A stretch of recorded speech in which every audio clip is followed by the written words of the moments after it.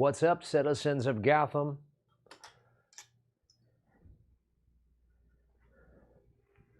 Emberg33, what's up? Can you see and hear me all right?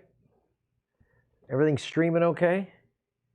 Mona Carmona, what's up? Can everybody see and hear me? Okay. See and hear me. Sound. Boom, boom, boom. Boom, boom, boom. Hello, Graham. What's up, Truth to Tweet? Let me check OBS. Okay. You hear me? Hello, Renee P. Emberg33. See me is good. Edwin Dunning, turn volume up a little. Huh. That's interesting.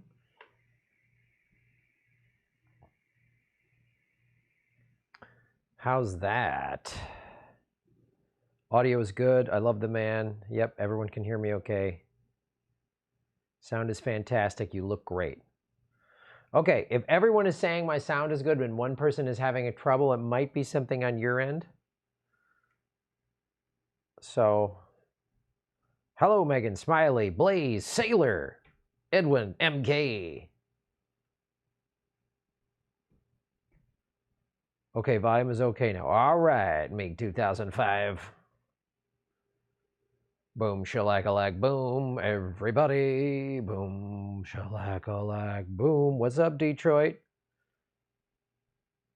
Shirtless G, hear ya. What's up, Sailor Man? I'm glad you're shirtless. Thank you so much for being shirtless.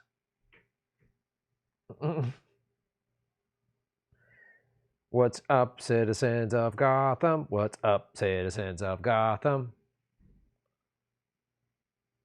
What's up from Moss Beach? What's up, Moss Beach? I signed up at Rockfin under your page since I missed so many streams last week.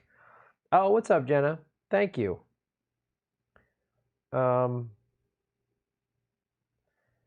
Allison Bouch, what's up, Graham? How's it hanging? Good to see you. Hope you're doing okay in the crazy COVID bullshit. Absolutely.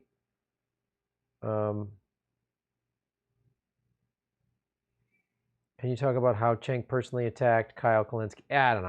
I don't know anything about that. I mean, I don't know.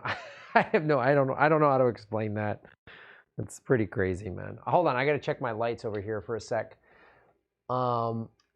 Anybody just joining, I'm just off camera putting in a new battery on my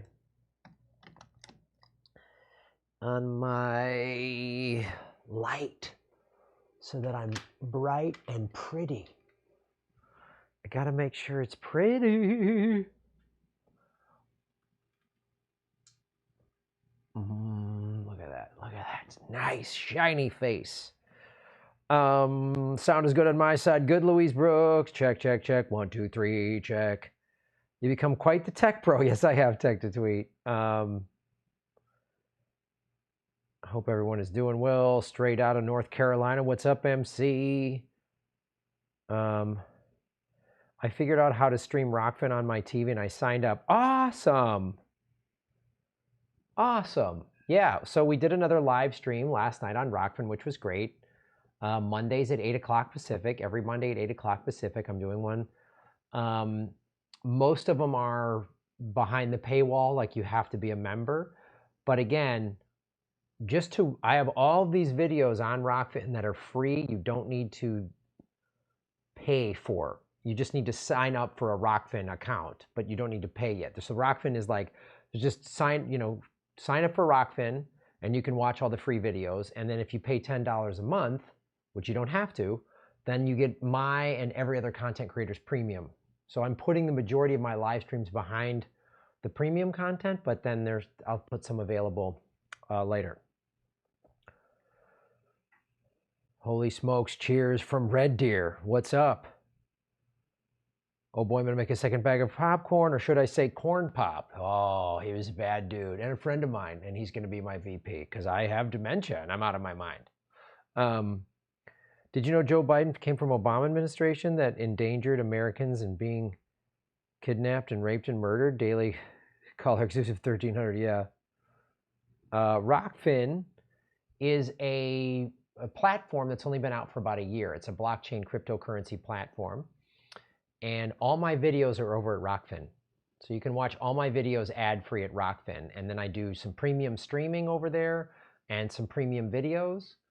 And all of the bonus content that I put on Patreon, I also put on Rockfin. So yeah, and the bonus is, and the way Rockfin works is if you pay $10 a month, you get access to every content creator's premium, which is me, Ron, Convo Couch, Nico House, Kim Iverson just started posting, Jimmy's going to be posting soon. And it's blockchain and it's cryptocurrency, so they can't get bought out by Google, which I just love, man. I just completely love. Rent strike dance party. Mark Newman is a progressive challenging Senator Ron Kind from the left. Good to hear.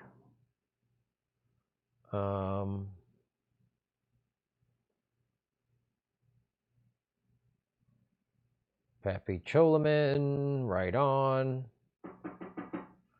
Yeah, Rockfin is.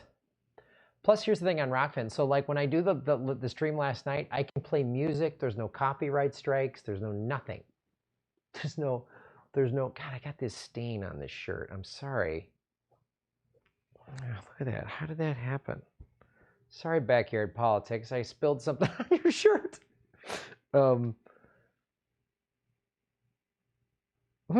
Grandma, watch your Palm Strike Dance Party video. I want to be in your dojo. Yeah, right on.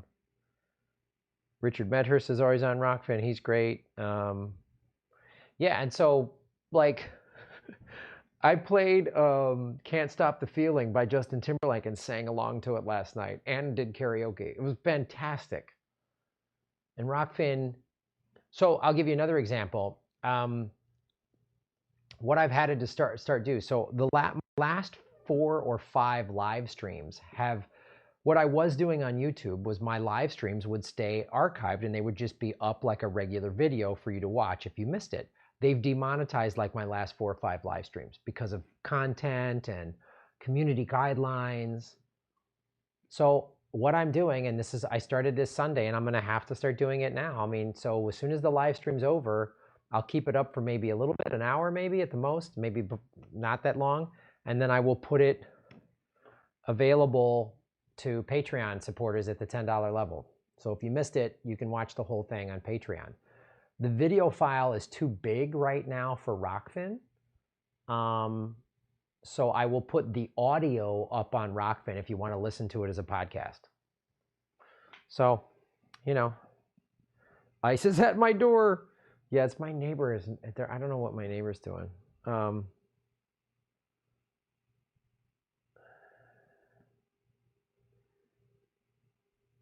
I can't stop watching your foreclosure story. It's unbelievable. Yeah, it's pretty gnarly, and it happened to me and 6 million other people. And all these neoliberals that keep defending Obama, they don't know anyone that went through what I went through. And they're just like, oh, you know, you shouldn't have signed the mortgage. It's your own fault. And it's like, I tell people what happened to me, and they're like, what? They're like, huh? And I'm like, no. They put me on a 3-month forbearance. They cut my mortgage payment in half and said, we're going to restructure your loan. And at the end of the 3 months went, oh, you don't qualify. And now you're 3 months behind. I don't care what I did. And I wasn't perfect. I made some mistakes. Probably should have rented my condo out sooner. But once I put myself in a position, then their stimulus was designed to get me out of my house. That happened to millions of people. Millions of people. Yeah. Graham, should progressives stop voting for any progressive running as a Democrat? You know,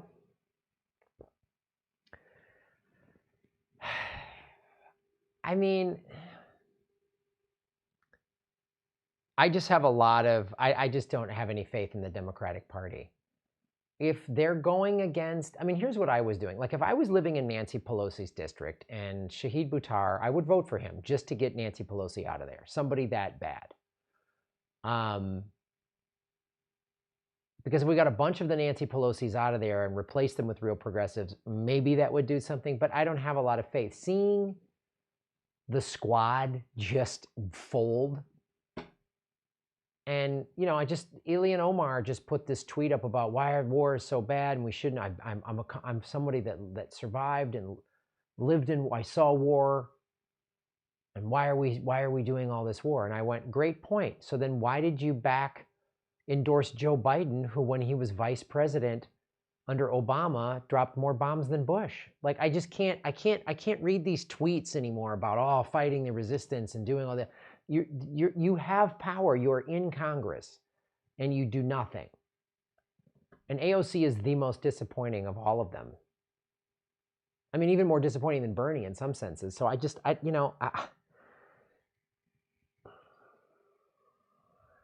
don't know. It's like,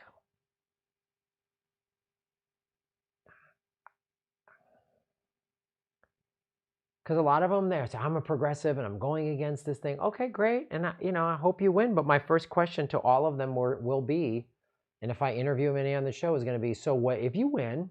How long is it going to take before you buckle to the Democratic establishment? What are you going to do when they tell you better play ball, or we're going to stick you on this Ways and Means Committee in the basement, voting on nothing? What are you going to do then? What are you going to do?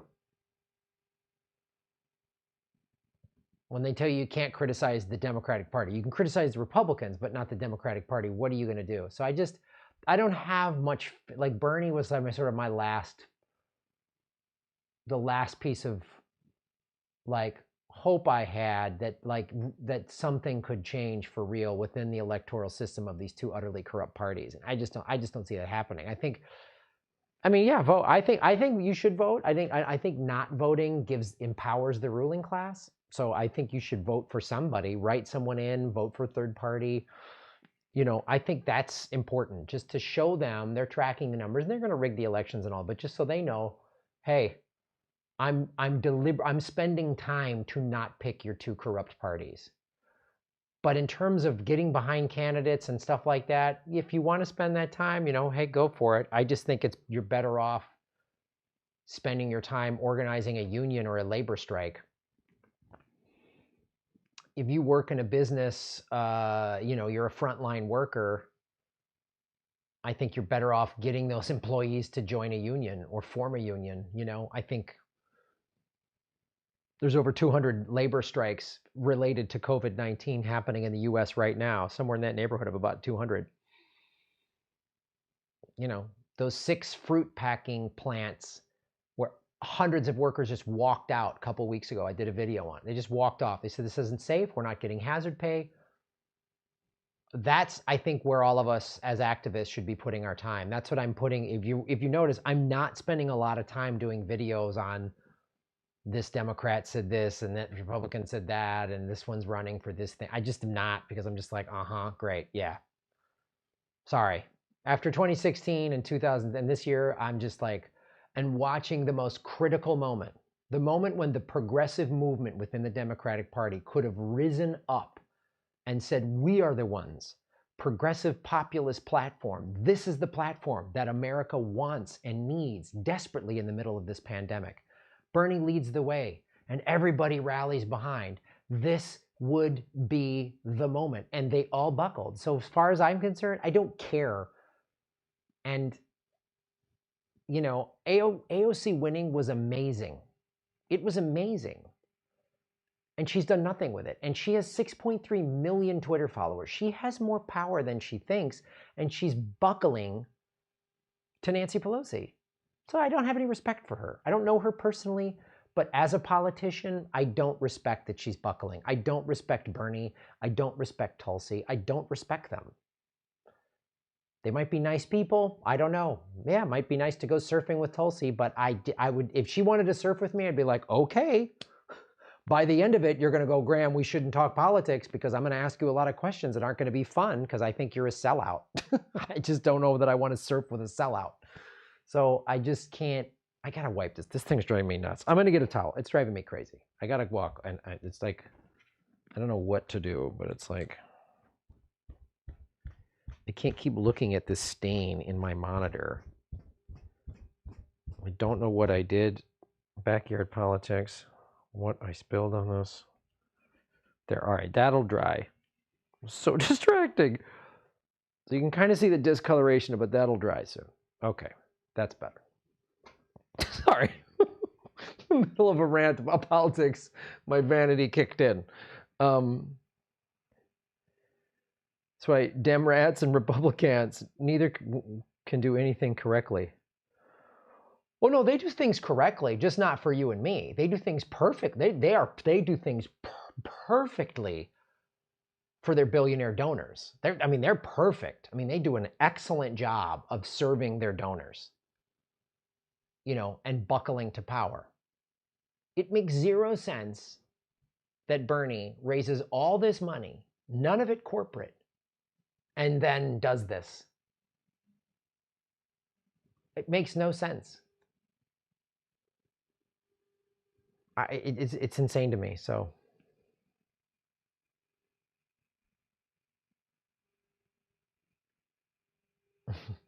these stupid neoliberals are so insufferable. They almost got me wanting to just vote for Trump just to spite their ass. Oh, I know. It's insane. They're insane, crazy people.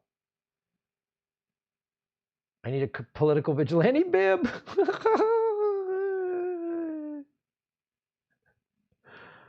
The corporate elite owns 99.99% of the Republicans and 89% of the Democrats. The progressives have no power, and progressives are a minority of 10 to 50%. I used to think it was more, but it ain't.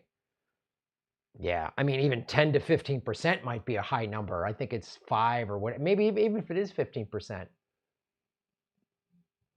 They just buckled. They have no guts, no courage. And they just fold back into this, well, we'll get him next year, you know, 4 years from now, then we'll get him at the midterms. So just always 2 to 4 years down the road. It's always somewhere over the rainbow with the Democrats. Just somewhere, then we'll get Biden in, and he's not I know he's, but then we'll get, and then AOC will be 35. Oh, great. So when she's 35, she'll have that many more years of capitulating to the power establishment. Oh, great.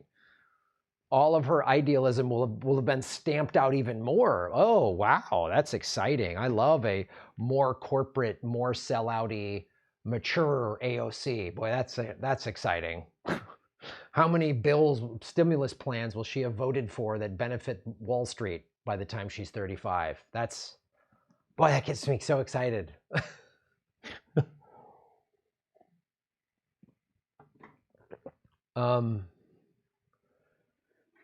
If you're a registered Green and your state nominating convention is upcoming, you can vote online because of coronavirus and write in Jesse Ventura. That sounds like a fine plan.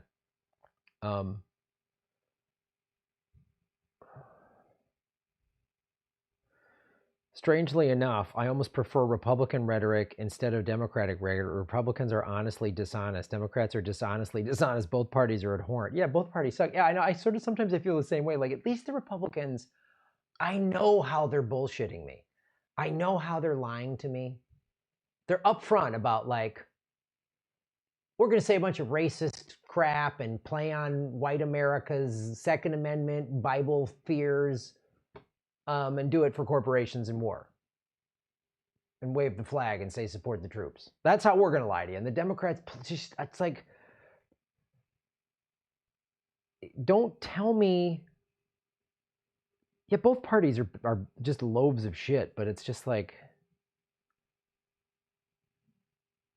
don't tell me how you're the resistance and you're the good guys, and then repeatedly do this shit, and then endorse Joe Biden. How can you?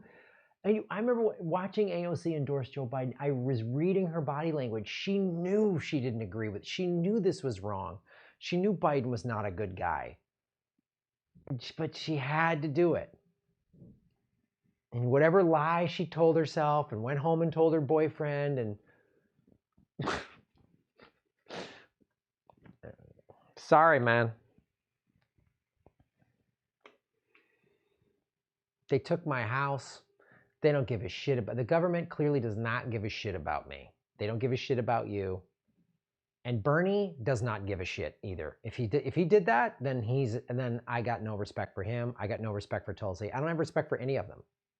So I don't have to. And the thing that Americans are so indoctrinated into is this whole competitive team thing, team sports, and gotta win, and capitalism. So then when you criticize then they take it, all these people take it personally. All these Tulsi supporters got all butthurt when I did that video calling her a sellout. Some of them actually emailed me and said, man, I'm sorry I overreacted. It's like, she sold you out and you're mad at me for calling her a sellout? Oh, so that's right. That's America. Blame the messenger. Hey, we have an obesity epidemic in America. Stop fat shaming. No, it's a medical term. We have a problem. We have a problem. It's a problem. Our food is awful. Monsanto and the sugar lobby make our food horrible. I didn't make fun of anyone's body. I said we have an obesity epidemic. Like, no one wants to hear it. No one wants to hear it. We're a nation of addicts, and what active addicts do is it's always somebody else's fault. You talk to any recovering addicts, they always were like, yeah, it was everybody else's fault. I was lying and bullshitting, and I didn't want to look in the mirror. When they finally get confronted with it, they have to face themselves. And America doesn't want to face itself. The neoliberals absolutely do not want to face how awful Obama and Biden were. They just don't. And in some ways, they're crazier than the MAGA hat. The MAGA hat people are fucking nuts. No two ways about it. Trump never lies. They sound like a crazy cult, but so do these people who think Obama was this like walked on water, and his only scandal was the tan suit. Like, oh wow, I guess you've never talked to anybody in Yemen. Of course not. No one was from Yemen in your Pilates class, so nobody was in Yemen.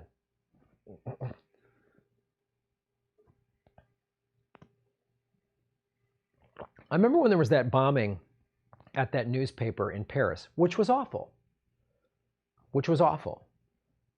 But I got chastised because, and all these people like changed their Facebook and their avatars to the French flag, which is a wonderful, like, wow, unity. But I started following all these Middle Eastern people who were like, hey, last month there was a bombing, a drone strike, a terrorist attack that killed a bunch of people in Baghdad. There was a terrorist attack that like blew up a wedding, not to mention our US drone strikes killing weddings. How come nobody changed their flag to the Iraq flag? And I really started to see that. And the West, and even people on the left who claim to be all open-minded and are against war, they don't seem to have a problem with war if a Democrat does it. And it was like, well, if we're all going to change our flags to the French flag because of that terrorist attack, then why aren't we changing to the Yemen flag? Or, I mean, ISIS killed a lot of Middle Eastern people as well. Do we not? Because it's us over there, it's not our problem. Nobody went backpacking through Iraq when they were in college, but everybody's gone to Europe. Okay.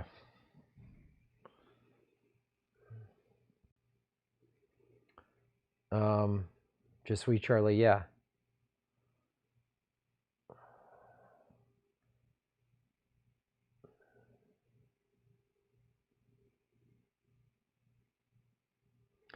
Yeah, McKinney presented cell phone footage of the terrorists we put into Libya. Everything we were told in the Emerson media was a lie.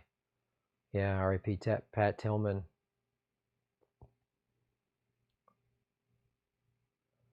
Yeah. Yeah, the Charlie Hebdo situation, that's what it was. Which was awful and sad, and I'm not saying people didn't have a right or shouldn't be upset about that, but it's like, you got to be upset about all of it then. Again, it's like, you can't pick, it's like the believe all women. So we believe all women except Tara Reid because it's Joe Biden who we want to beat Trump? That's bullshit. That's bullshit. It's just bullshit.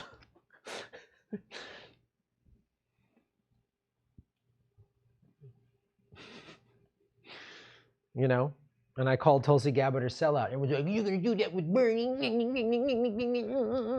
Yes, I did. He's a sellout. I won't apologize because I blew up at you, Graham, because I'm dumb and I think Tulsi Gabbard's my personal friend and I took it personally. No, you shouldn't do that. Don't ever let a politician make you think they're your friend. They're not. They're not. They need you, but they're not your friend.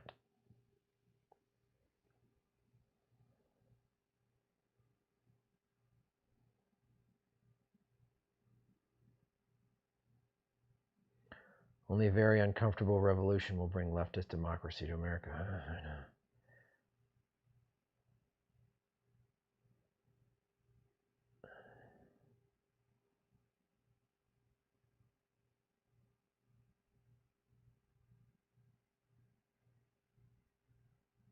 The Taliban, yeah, Taliban was bad.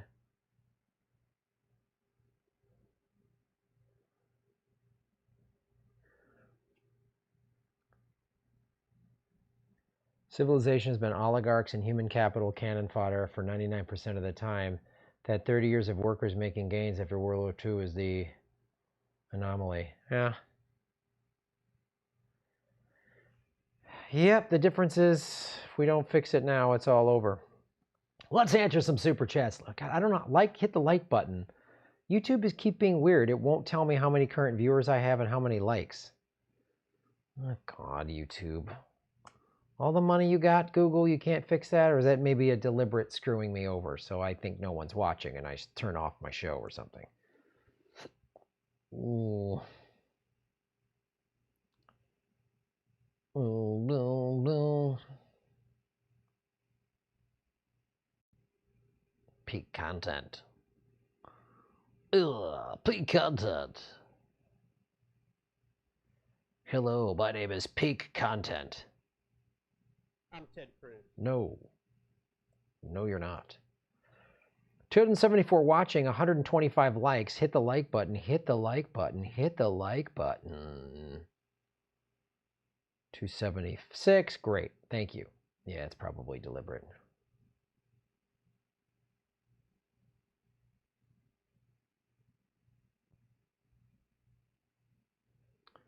Yeah, YouTube has been messing with me hardcore. That's why I'm telling you, Rockfin. Rockfin is where I go. Cool. 138 likes. Hit the like button, hit the like button, hit the like button, hit the like button. It appears progressives are never satisfied. Rokon, AOC, and the rest of the squad Bernie are some of the best politicians we have. Who else really stands for our issues? Well, here's my problem. I think that's the problem. That, oh, you progressives are never satisfied? We're never satisfied? Because we never get anything that we want. And it's always acquiesce. And they had all of this power. Bernie had power, and he wouldn't call out the cheating of the Democratic Party. AOC wouldn't call out the cheating of the Democratic Party. That's not me being expecting too much. That's an abusive relationship. That's what an abuser says. Wow, you're so demanding, whatever. Like we need Medicare for all now more than ever. And Bernie had an opportunity. Don't make excuses for them. Do not.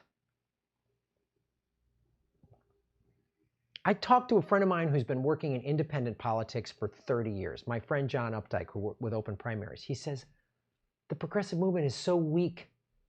They just fold. It's like a year or two ago when they said, oh, we're going to trim back the number of delegates, the super delegates. Everyone, all the progressives were like, yay. And I remember he and other of us were like, you just got taken. The progressive movement just got taken. The progressive doesn't fight for what it wants. It asks for it, but then says, you better do it. But if you don't, I'll still vote for you. That's weak. That's weak. So if that's the progressive leadership, is people that just buckle and then tell me to endorse a war criminal like Joe Biden, who wrote the 94 crime bill, which is offensive. Joe Biden is a fucking Republican. That's weak.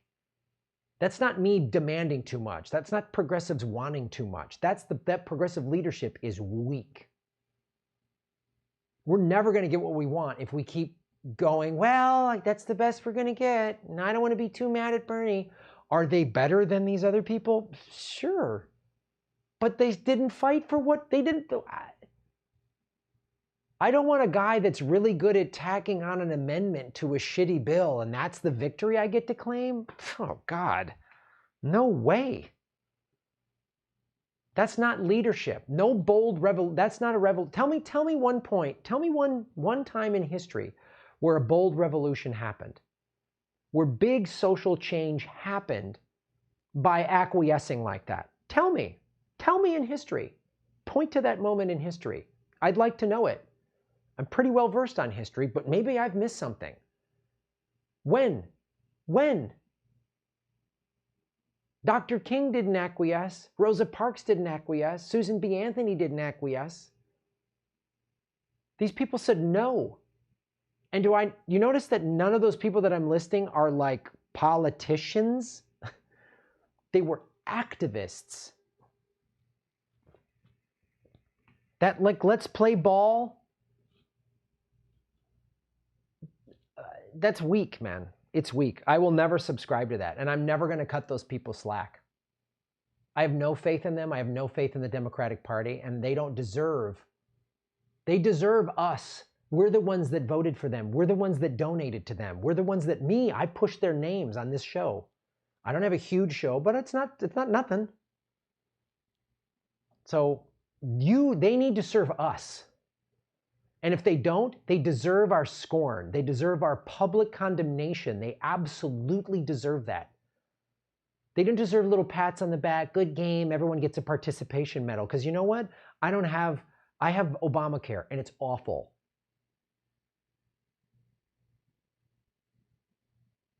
I've gotten $1,200, and supposedly I've qualified for unemployment. I've got none of it. June is in a week. And I got some kind of income from YouTube, so what is this? So I'm a lucky one. If I was just a road comic, I don't know what, I'd be one of these comics like doing shows in Texas next month or whatever. I don't know what I would do. So I gave Obama the benefit of the doubt, and he let the bank steal my home. I backed Bernie. I went to his rallies, I donated money to him and Tulsi, and they backed Joe Biden. So fuck them. And if that's too mean and hard for them, then get the fuck out of politics. If I'm too demanding as a progressive, then this show isn't for you. I'm tired of it. I will not fucking coddle those assholes. Boo-hoo. Am I too mean on Ro Khanna? Then don't sign shitty legislation. Then actually fight for the people that voted for you, the people that donated to your campaign. People donated to AOC that weren't even in her district. So I'm sorry. Boo-hoo. Fight for something or get out. Don't half fight. Don't fight. Don't fight, and then when you're trailing by a touchdown with 2 minutes to go and you got the ball, don't just go, well, I'm going to punt. So weak. It is weak, weak, weak leadership.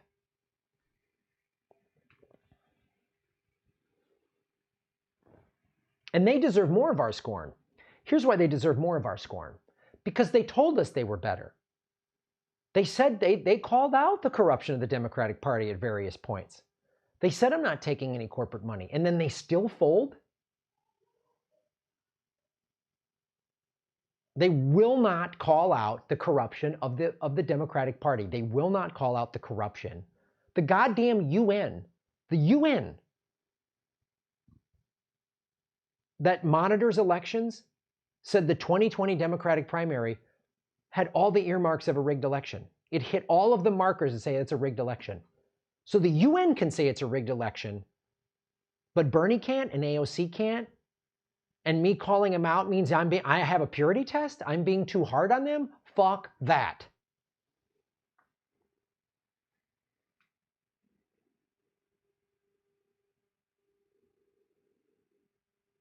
Get out if this is too hard on you, man.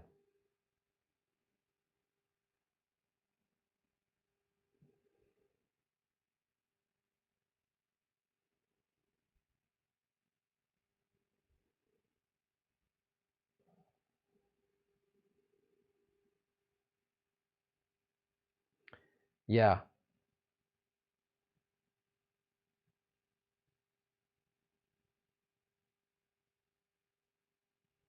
I need more aloha in my life. I went surfing today, hung out with friends. It was amazing. I don't have a lot of aloha when I'm talking about sellouts.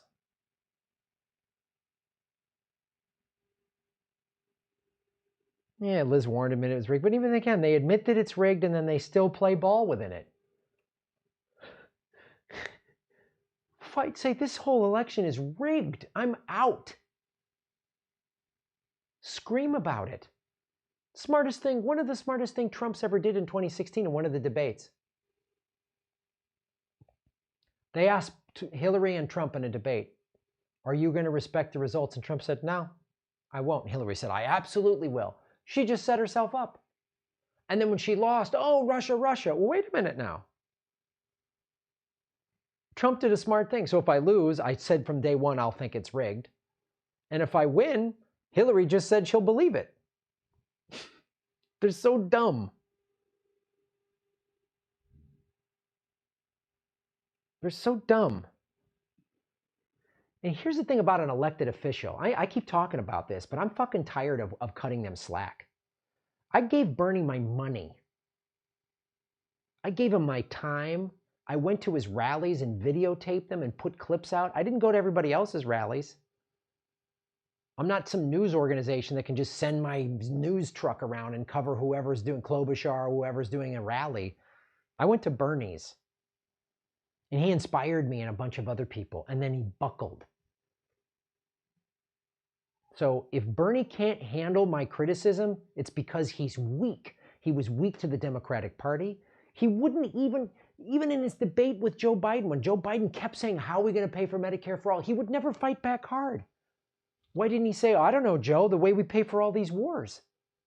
When you and Obama took us from 2 wars to 7. He never fought hard enough. And I'm criticized because I'm too tough on him? Boo.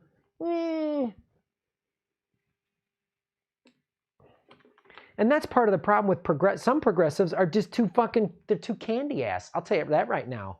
They just buckle and, it's too mean.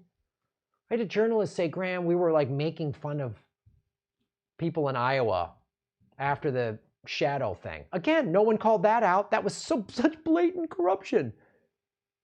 If the Republicans did that in a general election against Democrats, Democrats would be screaming about how corrupt it was, and rightfully so. But when the Democrats do it to each other, it's okay? It's like, you can't insult me, but my family can. It's my family, I just have to take it. No, you don't. Tell them to eat it.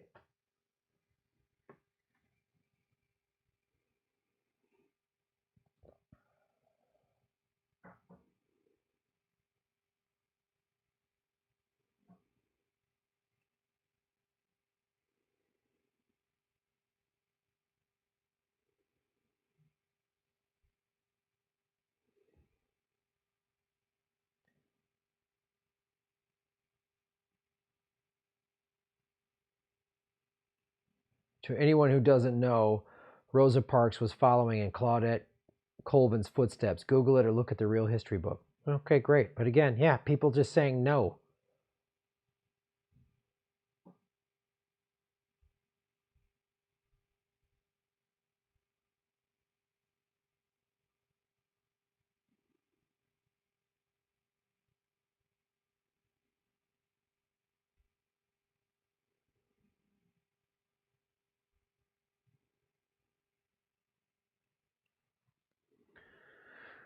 All right, let's read some super chats. J9 Campbell, shave your knuckles for justice. As my kids tell me about the human experience. Meh.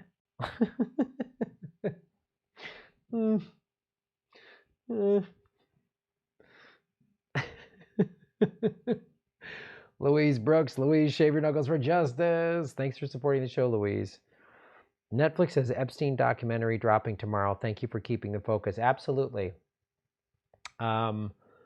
I haven't done an Epstein video in a little while, and part of that is I haven't come across any. I got to do a little digging to find some new information on that. Plus, I also need to take a break from that shit because it's so dark. But I'll do more on it. And I'll be curious to see what this documentary, if it like trims around the edges or goes deep. Because if this documentary doesn't go, why is Ghislaine Maxwell not behind bars? Why aren't the Clintons behind bars? Why isn't Trump behind bars? Why is William Barr doing nothing? If the documentary doesn't do that, then it's bullshit. And it was probably manufactured to be like, oh, we got to talk about Epstein, but is it going to distract? Is half the doc going to spend on, oh, was he murdered in prison, or did he escape? Or because that's like, that's a distraction in and of itself. Epstein's still alive, or he died. That's a distraction in itself. Maria Farmer said it. That's a distraction because we're arguing or debating. I don't know. Did the CIA or Mossad extract him? Blah, blah, blah, blah, blah. Guess what we're not talking about? Bill Clinton on his plane 26 times. Hillary on his plane twice. The Clintons at his compound in New Mexico. Ghislaine Maxwell not even brought in for questioning. Prince Andrew, nothing. Les Wexner, nothing. All the people involved. We're not talking about all the people involved. We're hemming and nitpicking over like an episode of Lost. Were they alive at Lost, or were they already dead? Like, who gives a shit? It's a dumb TV show.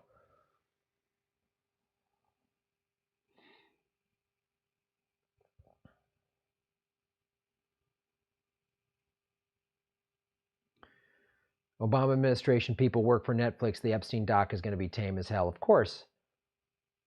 Yeah, Bill Gates also with Epstein.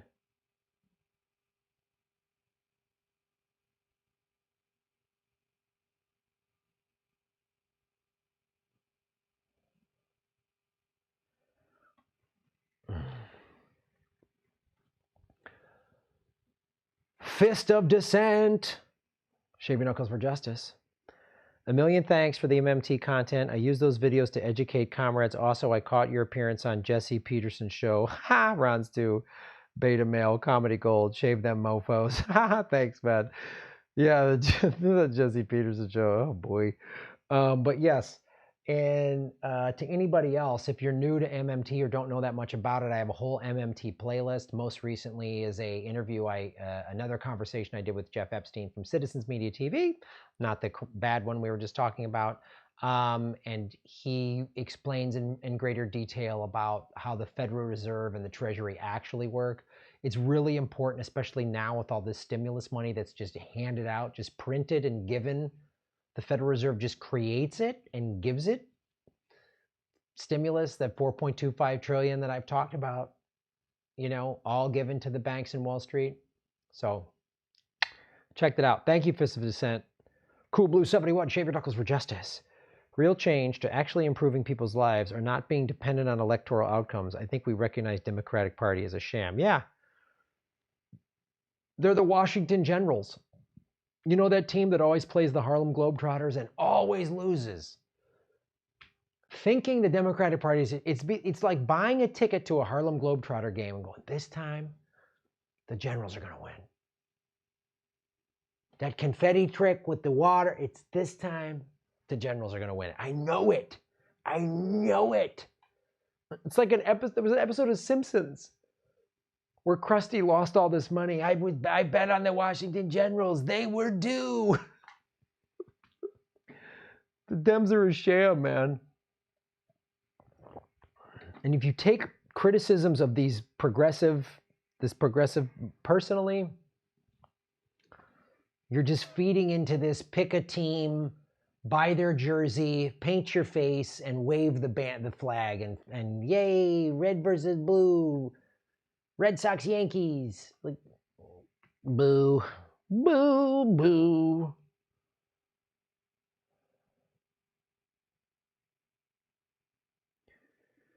The Epstein doc is going to focus on the wrong things on purpose to get us all off the back of the ruling class Dems. Of course, it'll be a deliberate distraction. I won't doubt that.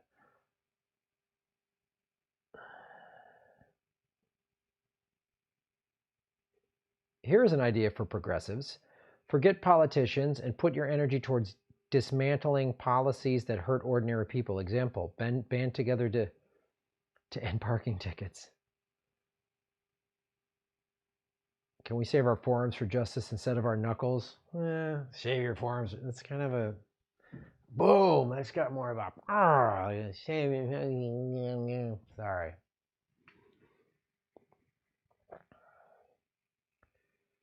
Metal Arc Lemon.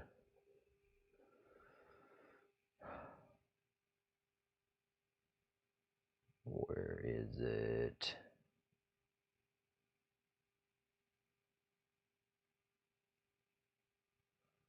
Sorry, I want to scroll back up here. Anthony, shave your knuckles for justice.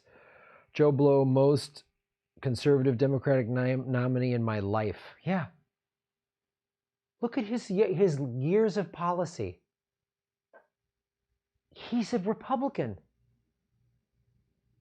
And a rapist with dementia. And the squad has all endorsed him. That's not progressive leadership then. That's corporate Democratic leadership that's faking being progressive. It's just, oh wow, you're a half an inch to the left of Liz Warren. Whoa, wow, that's really.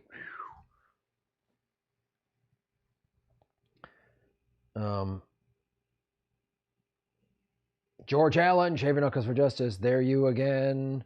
Wow, just got off work. Good to see you today. Right on, George Allen. Thanks for supporting the show. Sparky, shave your knuckles for justice, Sparkly. Sparkly. You're sparkling. PV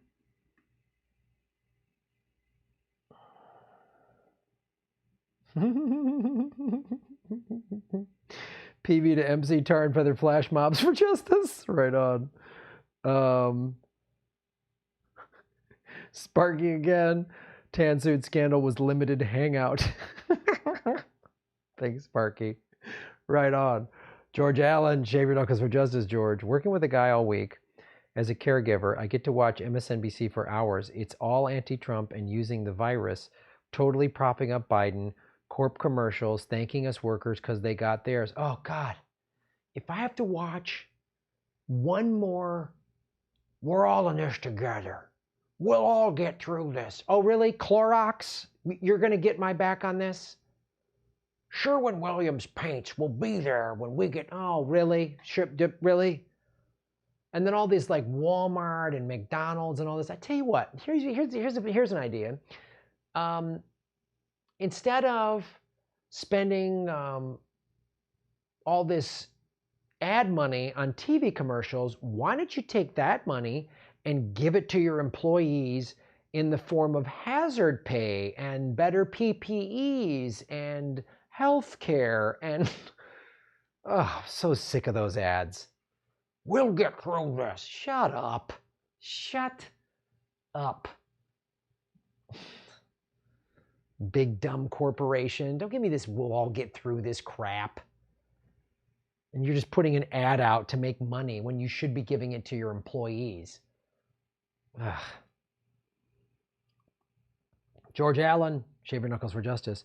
No sadness for Yemen on corporate media or Venezuela or sanctions on Iran. Mainstream media just says how Biden wore a mask and Trump didn't. So what? Oh, yeah. Pelosi called Trump fat. Oh, great. Fine. Great.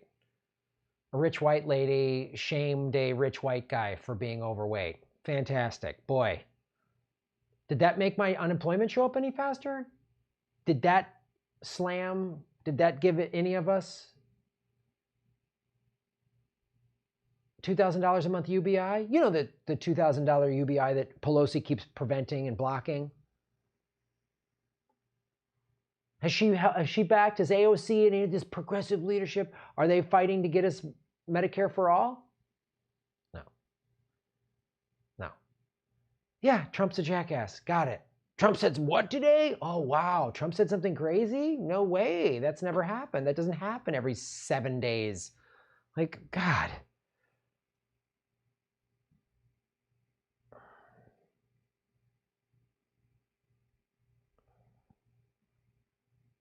Yeah. Kroger cut employees' wages when grocery stores are doing killer business. Exactly. But I'm sure they got a "we're all in this together" ad. Suck it. So sick of hearing that shit. I'm so sick of that shit.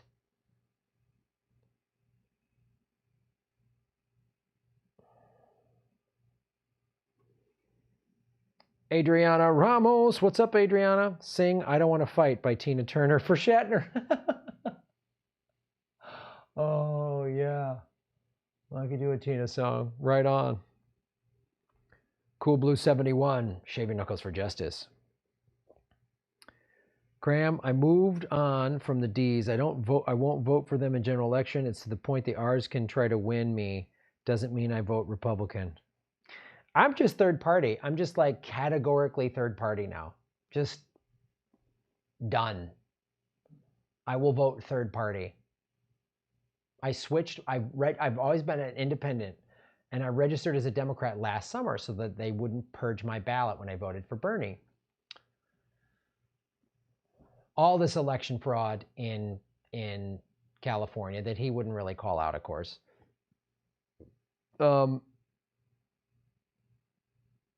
So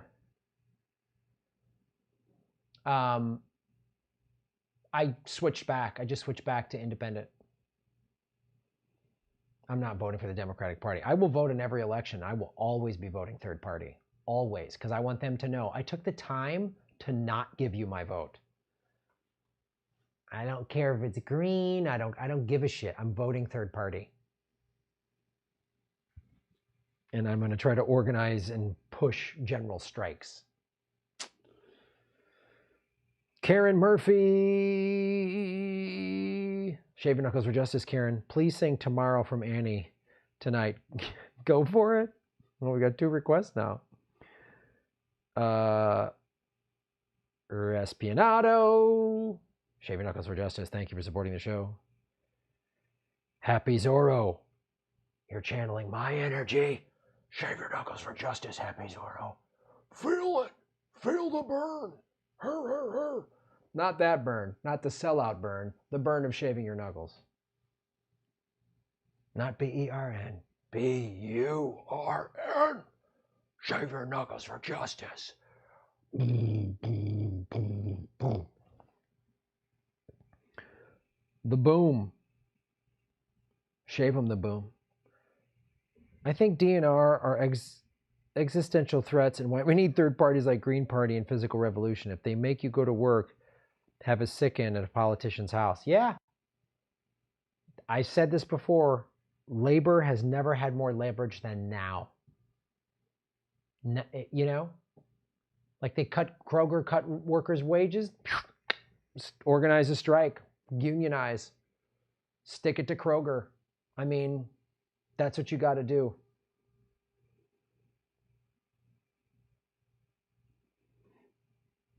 Sparky, shave your knuckles for justice. DNC got over in 16, so don't even hide it anymore. Yeah.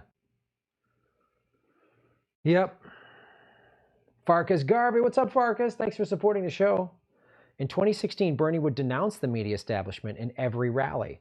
That was one of my favorite parts. He left that out in 2020, unfortunately. Oh, yeah. He would talk about the corporate media and the Democratic establishment. And in 2020,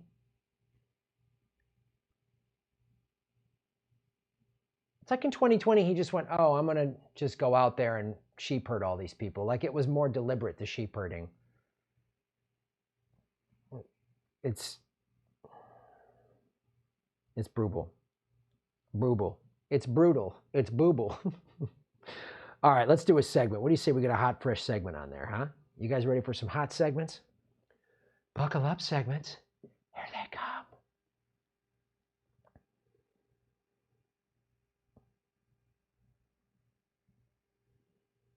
Hello, everybody. My name is Graham Elwood, and you are watching The Political Vigilante. Oh, yeah. Hit the subscribe button. Hit the like button. Hit the bell notification button. Because I'm going to talk about stories in a way that the corporate media won't. Like this story that was in the Yahoo business section. They left some things out. The new and improved Tomahawk missile now runs on corn. Popular mechanics, May 25th. And then they reposted it. Right? Oh, this feeds, remember Liz Warren? I'm going to do green up the military. Oh, man. Boy, the people in the Middle East getting bombed by corn-powered Tomahawk missiles are going to feel so much better now. Like, oh, you're destroying our families and our homes and killing us. But clean burning rocket fuel. Modern cruise missiles are powered by turbine engines running off the JP-10, right? That's a jet. Scientists at Los Alamos National Labs have created a new formulation of JP-10 that uses feedstocks instead of petroleum. Okay. Gee, I wonder if we spent more money on researching to save the environment, if we could come up with these things without having to attach them to a rocket that kills people. Like, look what...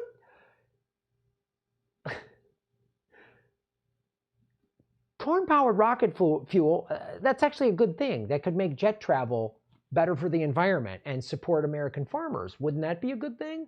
But no, we got to make sure it works on rockets that destroy people's lives first.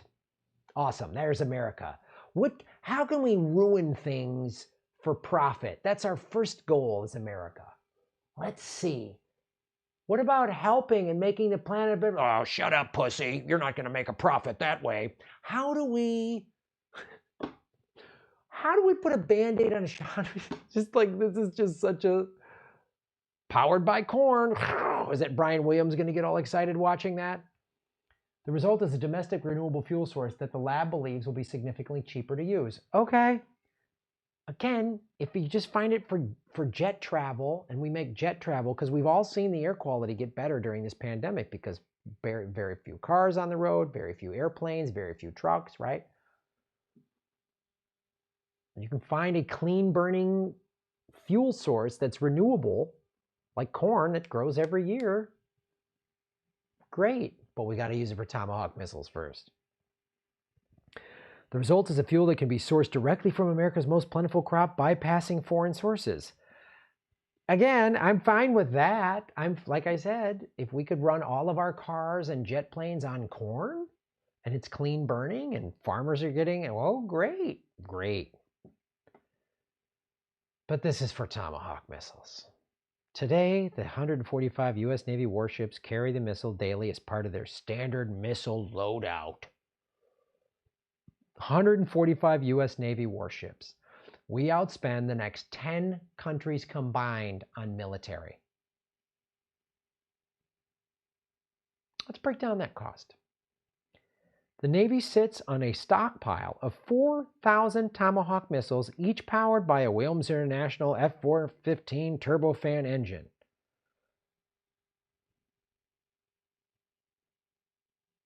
So the idea of like, why are we spending all this money on war in the middle of a pandemic?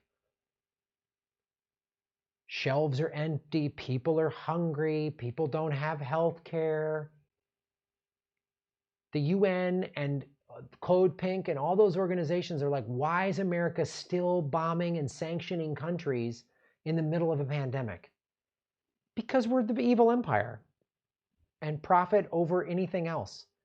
Like, let's take God, let's take God out of all of our language and get rid of all, let's just admit we're not a Christian country. We're just a bunch of warmongering, power-hungry lunatics that like bombs and guns and war and money.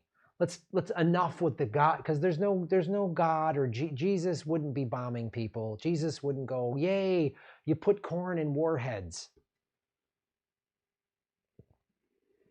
So how much is 4,000 Tomahawk missiles? Let's add that up.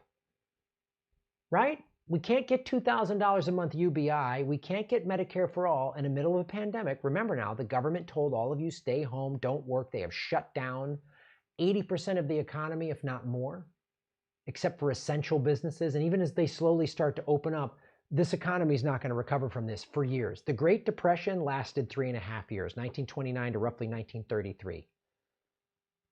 We're just at the beginning of this. First, we've seen, right now we're in the middle of all of the unemployment. What's going to come next?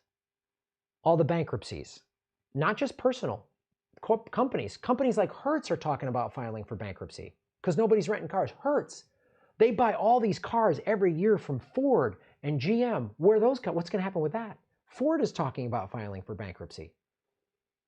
The hotel industry is talking about we might have to close half of the hotels in America because nobody's traveling. But we got money for corn-powered Tomahawks? It's like that old joke. It's an old joke. Letterman used to do this. The richest guy in town is sitting in a limousine outside of a casino. This guy comes running out of the casino frazzled, and he goes to the rich guy in the limousine and says, I just found out my wife has cancer and she needs this surgery or she's going to die, and I don't have the money. And the rich guy goes, well, wait a minute, I want to help you and I can give you this money, no problem. But I just saw you come out of that casino. And how do I know if I give you this money, you're not going to go in there and start gambling? And the guy goes, oh, I got gambling money. Oh, I got war money. We don't have any, how are we going to pay for UBI? How are we going to do student debt forgiveness? How are we going to do this? But why are we spending, but how are we going to pay for war? Oh, no, we got war money. We got plenty of, we always got war money. U.S. taxpayers paid millions of dollars for the airstrikes in Syria. This is from April of 2018, which was the second round of airstrikes from Trump. Here's a breakdown of the key costs. This was in CNBC. With an estimated cost of $1.4 million each, Raytheon's Tomahawk missile has an intermediate range of 800 to 1,500 miles. Raytheon, which buys ad time on all the networks.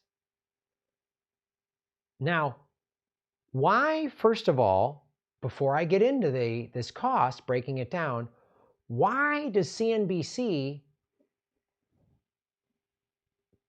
talks about the airstrikes in Syria? And here's they break down the cost, but this isn't really that scathing of why. It's a little bit, but it's not that scathing. You want to know why it's not that scathing?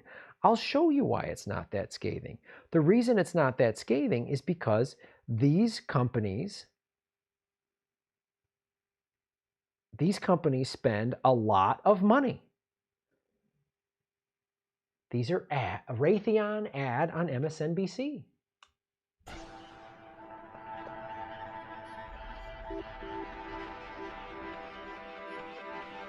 Cutting edge technology, the future, travel, internet. Look at all these people and jobs. Raytheon. We see these beautiful pictures at night from the decks of these two U.S. Navy vessels.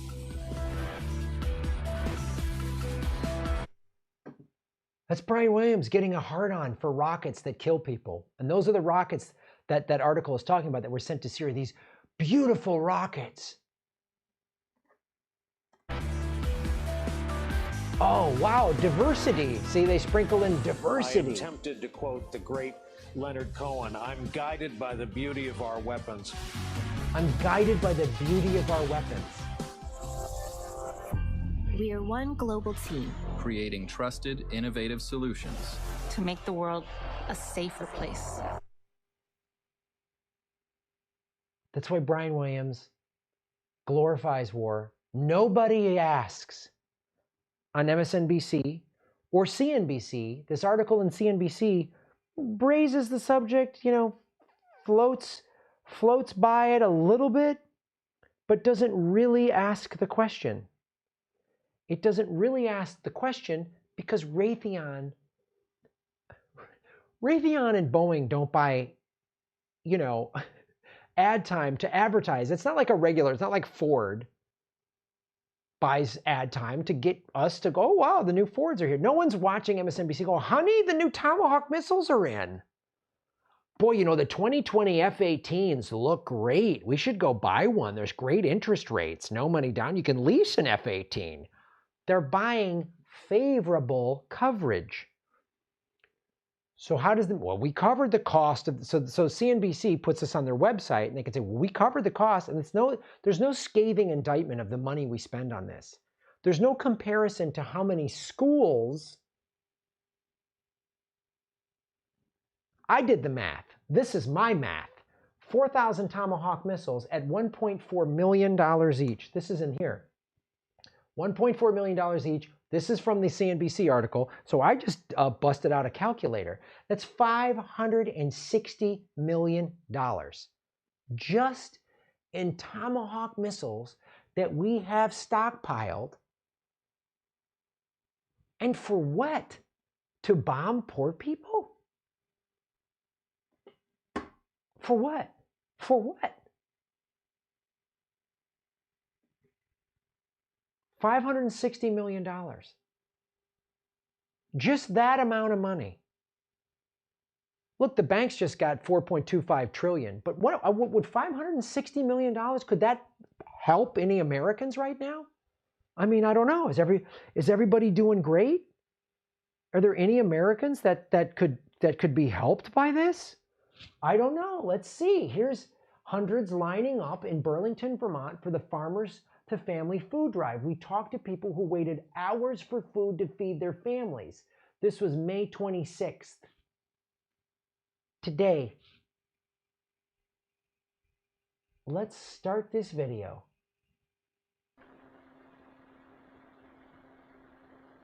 Look at that line of cars. Today, at a food bank in Burlington, Vermont.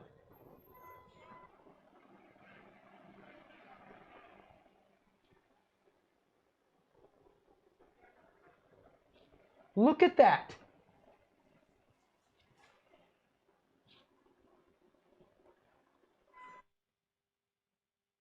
Gee, I wonder if $560 million could be spent to help these people out. What if we took just a measly $560 million and gave, what would this average out just per car here? Just per car. One person, 5 people, whatever. How many cars? I don't know. How many cars are here? Are there 4,000 cars? Let's say there's 8,000 cars here. I'm just guessing. I don't know the numbers, but let's say 2, 4, 6. Let's say if there's 4,000 cars, that means you could give each car $1.4 million. We'll get you through this pandemic. Here's $1.4 million, and put some stipulations on it. You got to pay off your mortgage. You got to pay off all your debt. So the money goes. That's how you give the money to the banks. You give it to the people and put some stipulations on it. This becomes a $1.4 million loan if you just go out and buy crazy shit. But if you use the percentage, you pay off your mortgage. All these people now have no mortgages, no car loans, pay off your student debt, pay off your credit cards. So now you're all debt free, and whatever's left, you can use it to pay your bills for the next. We've just drastically, we said, that'd be one way to do it. There's got to be 4,000 cars here. Let's say there's 8,000 cars here. Okay, so every car gets 700 grand. And again, pay off your mortgage, pay off your debt. Oh, somebody's got a $500,000 mortgage? Okay, but it's gone. It's gone. The biggest expense most people will ever have is rent and mortgage. That's what we could do. That's what we could do. But instead, we got to give Brian Williams something to put in his spank bank. I'm so tired of this, man. I'm so tired of watching this country just get gutted. I'm just so tired of it.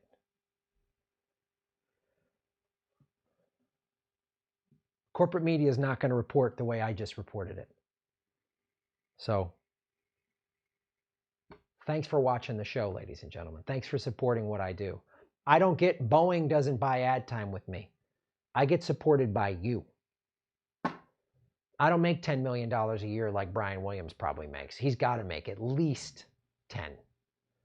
Big name guy like that, got to be getting at least 10. I mean, 6 or 7 on the low end, but more than likely he's 10. More than likely he's in the 8-figure range. I'm in a t-shirt that one of you sent me, Backyard Politics. Support my show however you can. Go to GrahamElwood.com to buy merchandise. All my shipping is free. I got some stuff on sale. I use the post office, which is union labor. I got a PayPal button on my grahamelwood.com website. I got a Venmo. It's in the show notes. Or just like and share. If you're in line at a food bank, I get it. You don't have to give me a penny. I get it, man. Feed your family. It's all good. Like and subscribe and share my videos out there. Because I'm going to give you the truth. Because this earpiece is just so I can hear the video, not because my producer's going, don't make fun of Raytheon. You. They paid for your $2,000 suit, Brian. Talk about how rockets give you boners. Shave your knuckles for justice.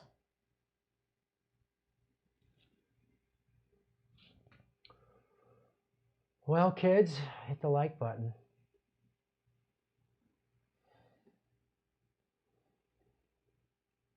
And so I'm supposed to, where's the progressive leadership? They just say Trump's bad, Trump's bad. Trump is bad. But they don't fight him hard enough. And they could beat him hand over fist, but they just buckle. They just buckle. Do some super chat. That sky's not the limit. Shave your knuckles for justice. Maybe elites come from that Antarctica portal. Good point. Because they have no souls, that's for sure. That is for sure. George Allen, shave your knuckles for justice, George. Wait till Biden tries to sniff Klobuchar's hair. He's going to get smacked with a stapler. I would love that. They just had a huge fight. 343 watching, 265 likes. Hit the like button. Hit the like button. Hit the like button.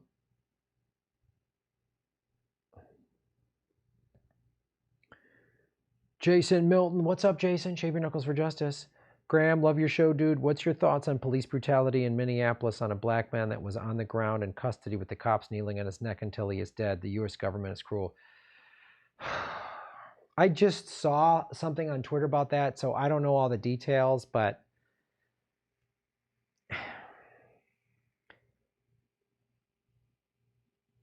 it's horrible.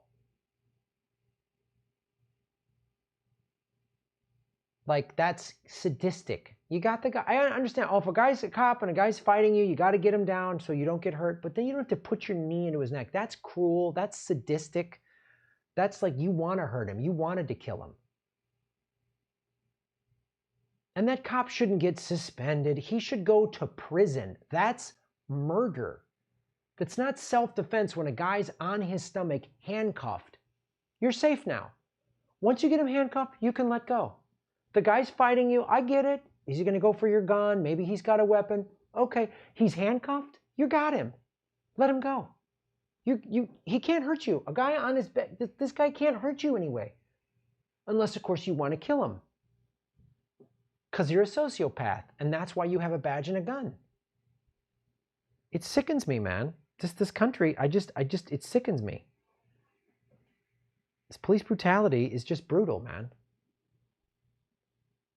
It's brutal. And people go, yeah, but that guy was committing a crime. I don't know any of the backstory. But let's say that guy was committing a bunch of awful crimes. You had him handcuffed. Fucking horrible, man. Sparky, shave your knuckles for justice. Average coronavirus deaths younger than average life expectancy. Yeah, it's brutal. Kelly Jones, shave them, make Gotham great again. Graham, comb the afro out for us before the lockdown is over. Oh, I might. When I wake up in the morning, oh my God, it looks crazy. Maybe I'm going to, because they're talking about slowly opening, like they're going to be maybe opening up hair salons like in the next couple weeks.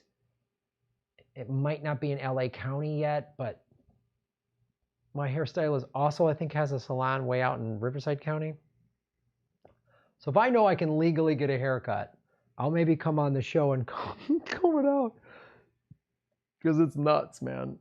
It's nuts. And this is like, I just took clippers around my ears a little bit last week. I've done that twice since the lockdown.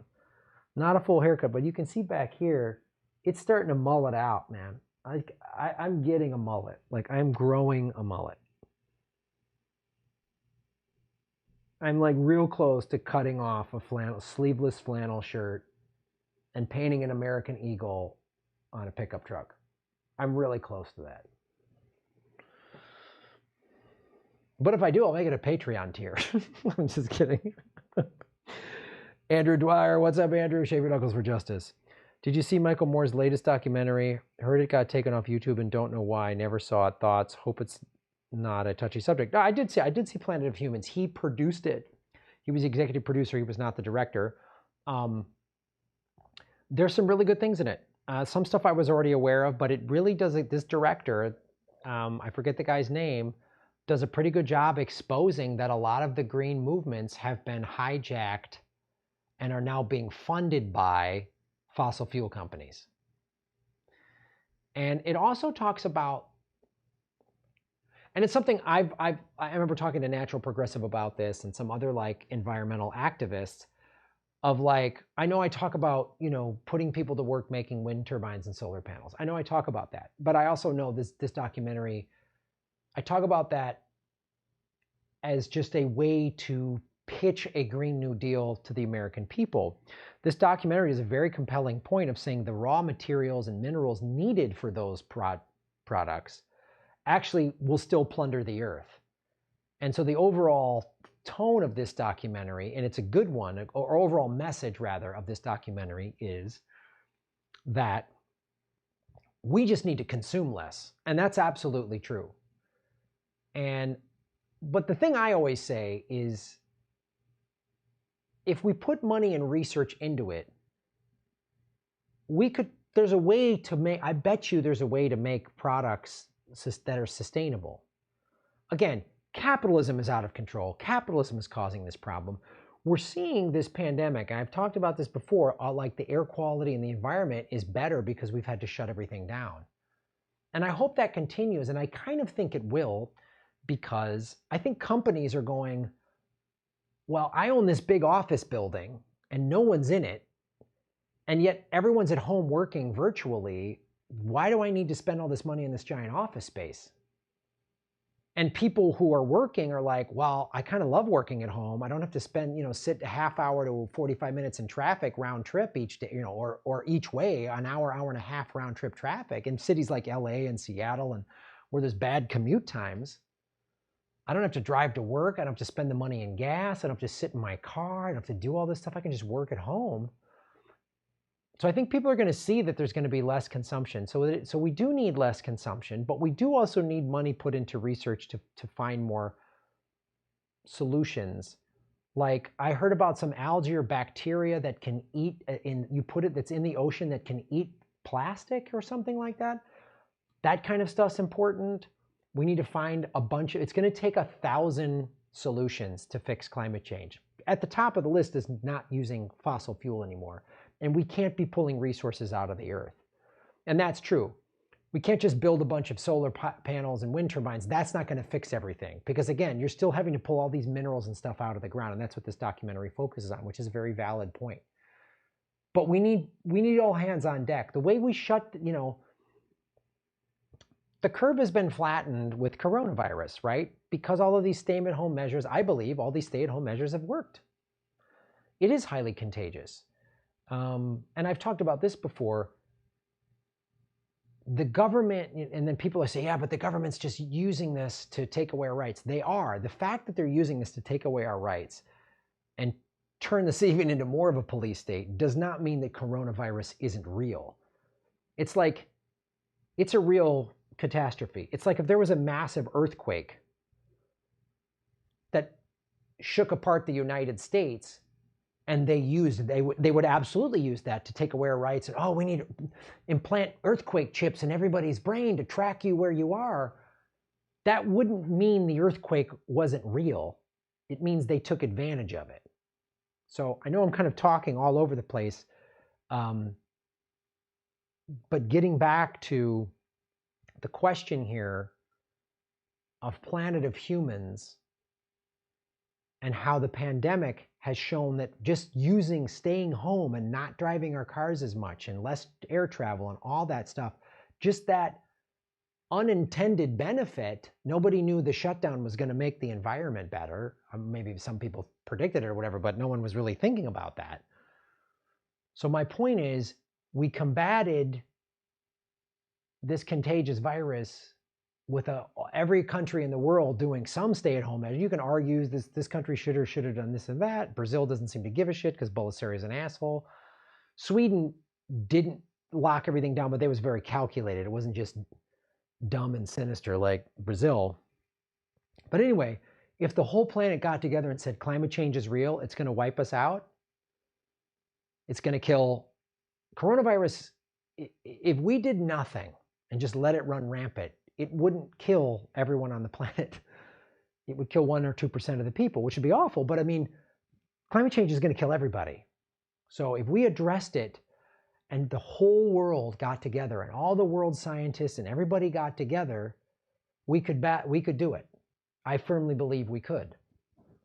Because look how much ingenuity just popped up overnight in this country because everything got shut down. And some people came up with some great ideas to fill this problem and that problem, because all these unintended problems popped up.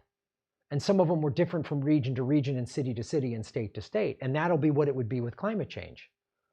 A coastal city is going to have different issues and would require different solutions than a city inland.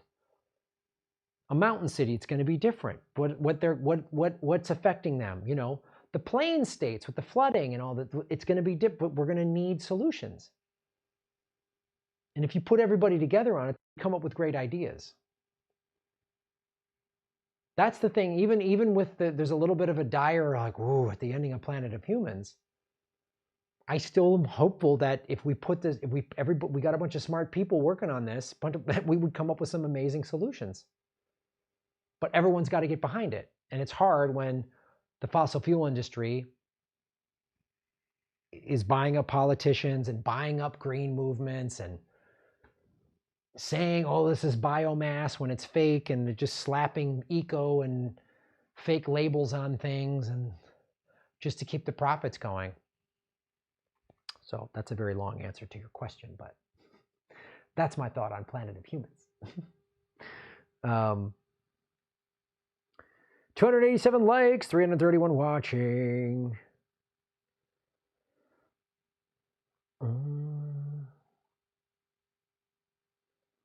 Sad, I know a lot of people who go get free food who don't need it, taking just because they can, yeah.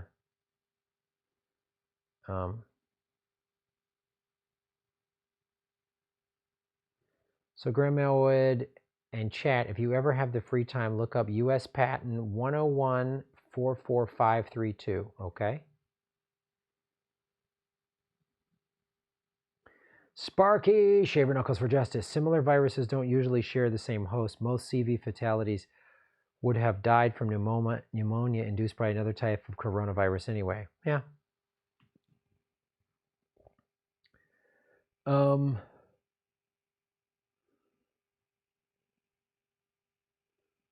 Sam Dean, boom, Shaver Knuckles for Justice. Great segment, mate. Couldn't agree more. Thanks, Sam. Really appreciate you supporting the show for a while now. Thanks.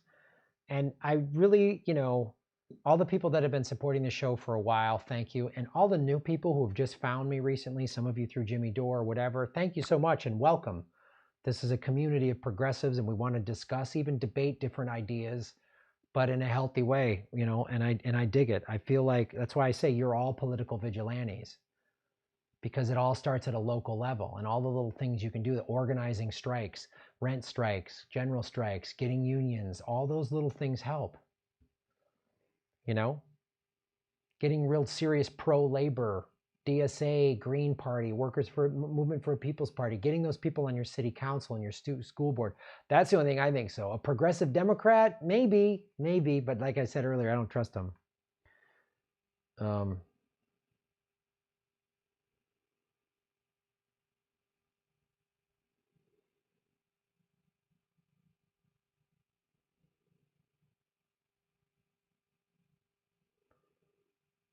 All right. You guys can disagree with each other in the chat, but if you start being insulting, like calling people assholes, then I'm going to block you. You can disagree, but if you start getting just that like, you're stupid enough, I don't want to hear that.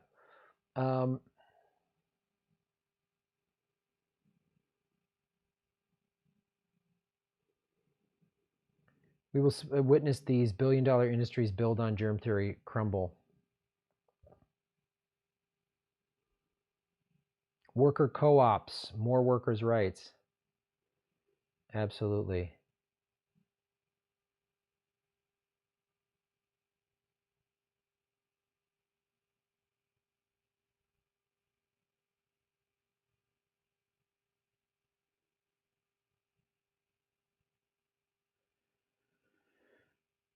All right.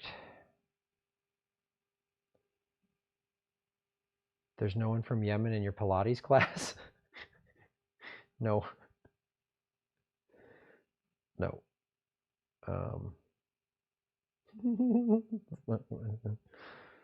DS, shave your knuckles for justice. Keep up the revolution. You got it, my friend. I will. Miss Hendricks, shave your knuckles for justice, Miss Hendricks. We need a revolution now. You got that right, kiddo. The boom. The boom. I love your show. I'd love to see you interview Howie Hawkins and Angela Walker. In the meantime, what do you think about them? Howie Hawkins, you know, he's a Russiagator, so I have some problems with that. I just think that's just so ridiculous. It's been debunked. It's been debunked by people like Aaron Matei and Lee Camp. But I mean, it's just been debunked, man. Like, it's bullshit. And just to push that just sounds like he's just a half a notch to the left of a neoliberal. And, you know, so I don't know much about Angela Walker, to be honest. And again, I've talked this before. I would love to see like a real, I would love it. Jesse Ventura ran as a Green. I would love it. But that's what it's going to take. Some big name person, whether you like it or not, that's the reality. It's going to take a big name person to get a Green like in a serious high level, to get Greens in general, but to get a Green in a high level position, it's gonna take a lot. A big name person. Sparky, what's up, Sparky? Police no longer protect and serve. They're roided out, jackbooted government thugs who see the public at large as enemy combatants. Yeah, that's their whole approach. They always come in ready to go, hand on the gun, overly aggressive. You can't reason with them. If you just say, wait a minute, officer, sir, sir, sir, sir, they just shut you down. They won't listen. They're just like robots. It's just, and they just, their first thing is violence. Their first thing is excessive force. That's their first response. And they escalate these situations and act like they were just reacting. It's like the American military. They just, I keep fucking bumping into everything today. God damn it. Ms. Hendricks, shave your knuckles for justice. What do you think about banning Trump's tweets? You know, the government, he's the president of the United States, so First Amendment, he should be allowed to say whatever he wants to say. And it's kind of great because it just shows you how dumb he is and how dumb his followers are. My thing is, no one should be banned or deplatformed. Just don't follow him. I don't follow Trump. And I'm beginning to like unfollow Bernie and AOC because I don't want to listen to their, yay, progressives, but we're going to actually do nothing. I don't want to listen to their, and I know the value of following. I know the value of those analytics as a content creator. That's why I tell you, like, subscribe, follow me on Twitter. Those things help. So I just don't follow them. Don't like their tweets. When someone tweets something that's bullshit, don't like it. Retweet and comment on it and say it's bullshit, but don't hit the like button. That stuff matters. So, I mean, banning him, I don't think that's the right move. It's just like all this reactionary nonsense. Trump is so beatable. If you ran a populist progressive with policies that the majority of the population wanted and liked and really could use now, how many videos did I do about how Bernie was winning head-to-head polls with Trump? They cheated Bernie, and he let them do it. So let Trump say his stupid crap. It's just like we got to vote for the lesser of two rapists. This country is fucking done. These two parties are such shit. Ah.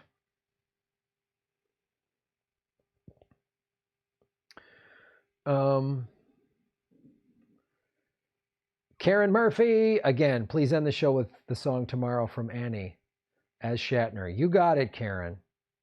I think I was supposed to do that the other day and I didn't. Scott Crabtree, shave your knuckles for justice, Scott. Showed my phone to my ex, instantly called you pompous and proceeded to roast you. You would have laughed your ass off. I've never super chatted till now. Earned. I'm pompous and proceeded to roast me. Oh, wow, I'm pompous? Maybe my vegan guns are too pompous for you, neoliberal. You must like war. Is that it? Your neoliberal ex likes war? She's okay that Obama bombed the Middle East. She's okay that 85,000 people are dead in the Middle East, in Yemen, particularly Yemen. She's okay with that.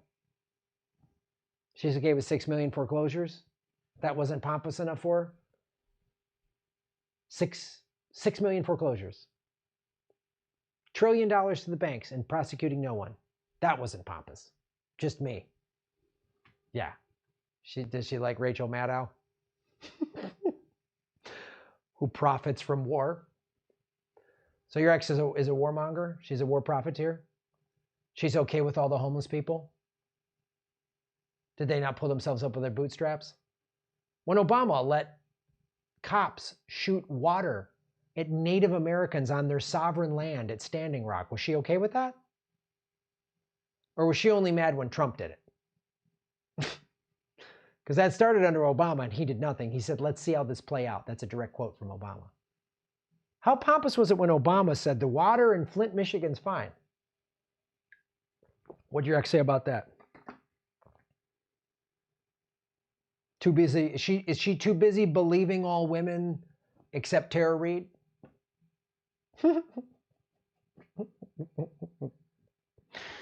Yeah, go on social media and cancel me because I showed you the facts of the people you back don't give a shit about you.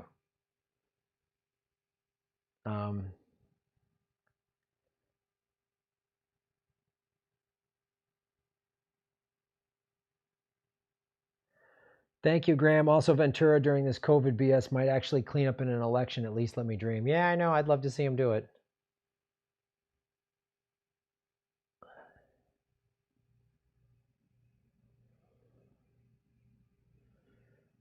Sparky, what's up, Sparky? Shave your knuckles for justice. Pragmatic green solutions held back by corruption. Yep. Really good working class, pragmatic, populist solutions that would help so many Americans and make this country a better, safer place and make us more respected in the world. But the oligarchs crush it and people like Bernie let it happen rather than fight. Why did you run for president if you were going to buckle like that? Because you're a career politician. I don't know, 78, too tired. I don't know what it was. I wouldn't do that.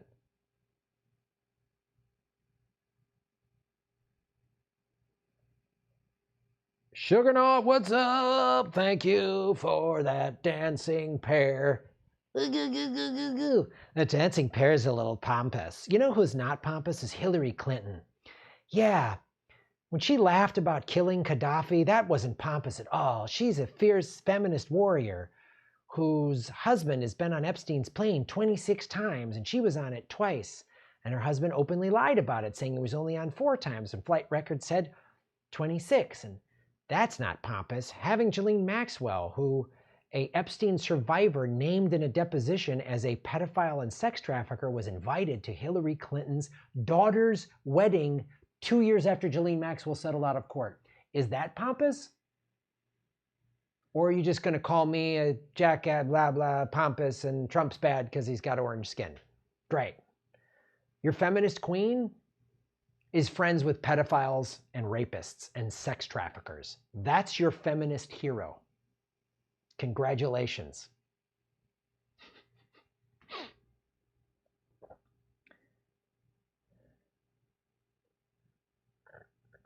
If you believe Tara Reid, you ain't black. Oh shit, that's funny.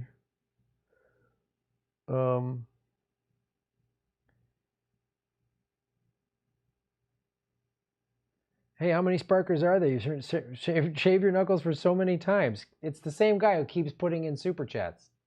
Or girl, I don't know, maybe it's a gal.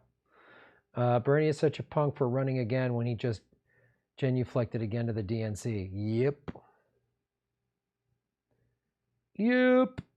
Yep. Oh, that's cool, Sugar Nut. It's like a pair dancing around in a city. Maybe it's smashing the city. So it's like a Godzilla thing? What's going on?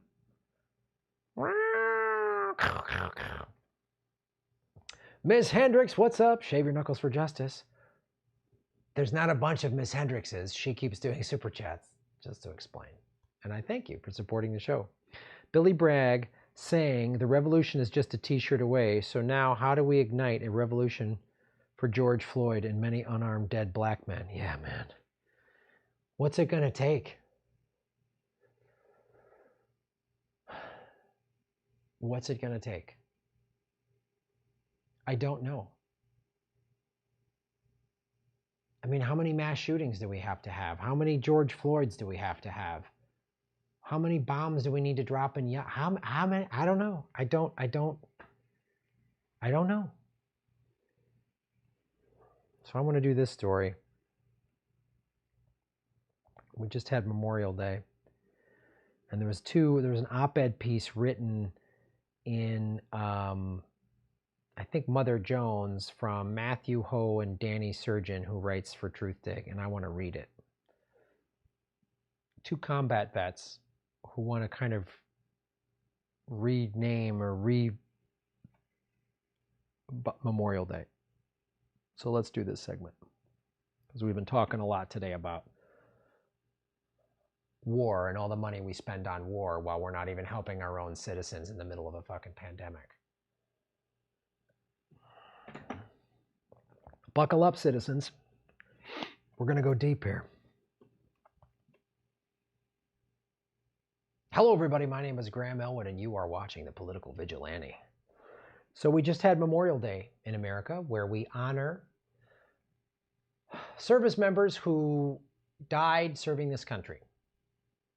And two combat vets want to talk about it in a different way. We are combat vets, and we want America to reboot Memorial Day. COVID-19 has killed more Americans than the Revolutionary, Mexican, Spanish, Indian, Philippine, Vietnam, Persian Gulf, Iraq, and Afghanistan wars combined. Let that sink in. Let that sink in. Just that statement alone. The link is in the show notes. It's an excellent op-ed piece. They brought up a lot of great stuff. I'm going to touch on some of it. Please read the whole thing. And he writes columns on truthdig.com, which is a fantastic website.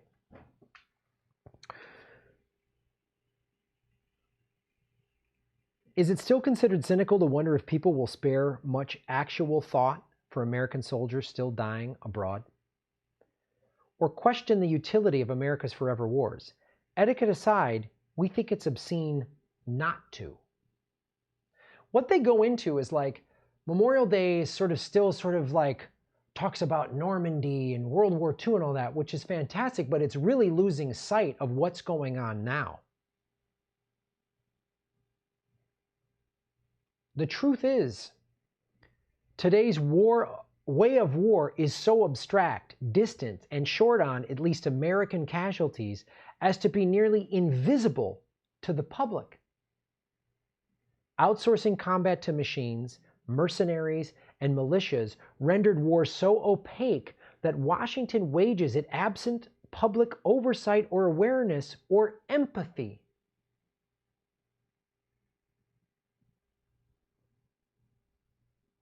Yeah, Memorial Day, we just talk about, and we think what? Most Americans think what?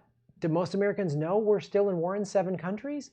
Do we know that we're still in war? We're in our, what, 19th year of war in Afghanistan? The longest war in the history of this country? It's great to honor fallen vets, but we're just bombing the shit out of everybody. And this is what this article goes in. I give these 2 vets full credit for writing this. These aren't like lefty anti-war activists, which is great, and we need more anti-war activists. But to hear this from combat vets is really important. Because any of the like flag waving, support our troops crowd has to listen to this. What are you going to say? These guys aren't patriotic? You say these guys don't like their country? Is that what you're going to say? I'd like to see you say it to their faces. I would love to see that. I would love to see you show up with some American Eagle hat made in China and say, you're not a good American for writing this article to these guys. I'd love to be there on that day.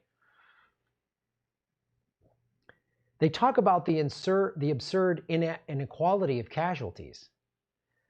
The campaigns in Somalia and Yemen best expose the absurd casualty inequity of modern American warfare. In Yemen, just 1 soldier died in combat, compared to more than 100,000 locals, including 85,000 children starved to death. So to anybody out there who thinks Obama and Biden are, Obama wasn't perfect, but he was better than Bush. No, sir. Bush is a liar and a war criminal, and so is Obama and Biden. Obama and Biden are responsible for 85,000 children being starved to death. I really want that to sink in. Let that number sink in. That is a giant stadium full of children that are dead.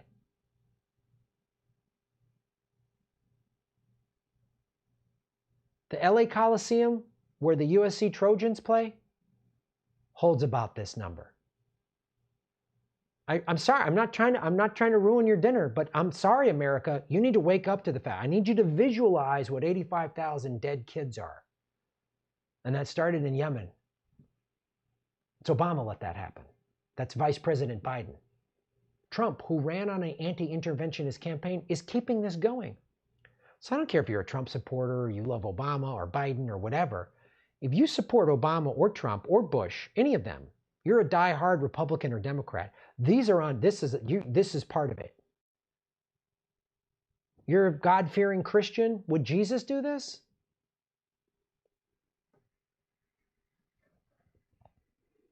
Again, these are the words from 2 combat deaths. We lost 1 service member in Yemen to 100,000 civilians, 85,000 children that we just starved to death. We starved them to death. We let Saudi Arabia do it. Trump sold the Saudis $100 billion in weapons. Obama and Biden sold $113 billion in weapons. You think there's a difference with these 2 parties? America is the evil empire.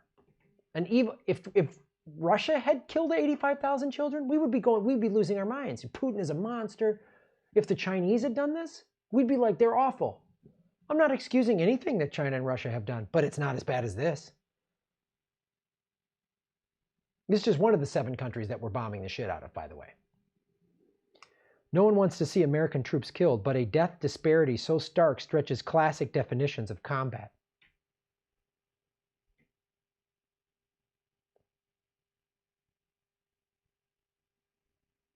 And bombing and sanctions and blockades and all that stuff, that's just for money and profit.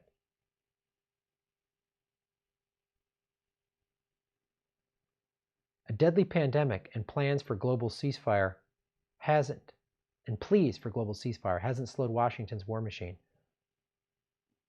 Still bombing, still sanctioning. Kids are dying every day. 120 children die every day in Yemen. We're sanctioning Iran.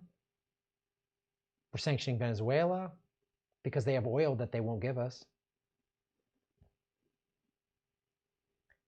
Just as memorializing America's obscenely lopsided battle deaths is increasingly indecent, a federal holiday devoted to a labor movement the government has aggressively eviscerated is deeply troubling.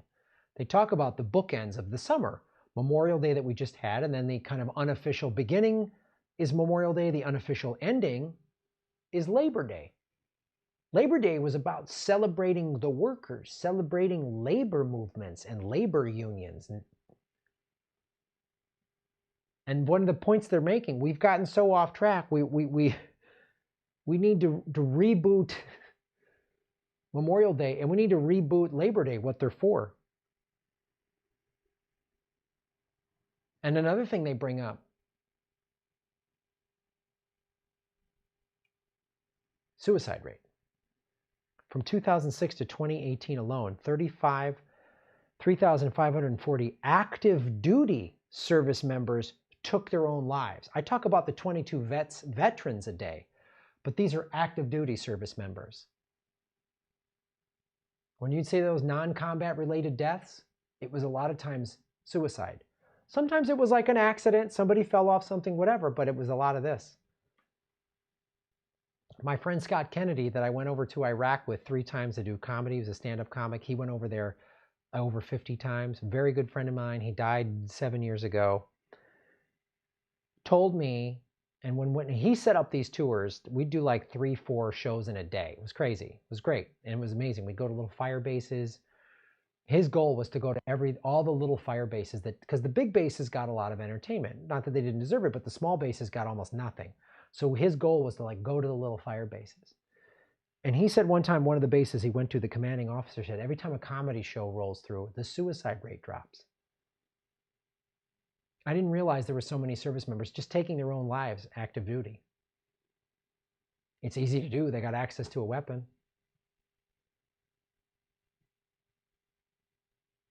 I had a sergeant who was in command of a bunch of enlisted men go, man, every time one of these guys gets a Dear John letter from back home, I got to take a service weapon away because they're at risk then.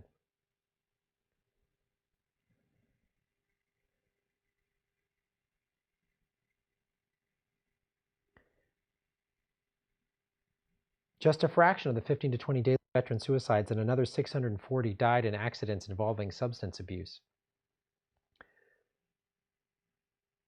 That's the other thing. You include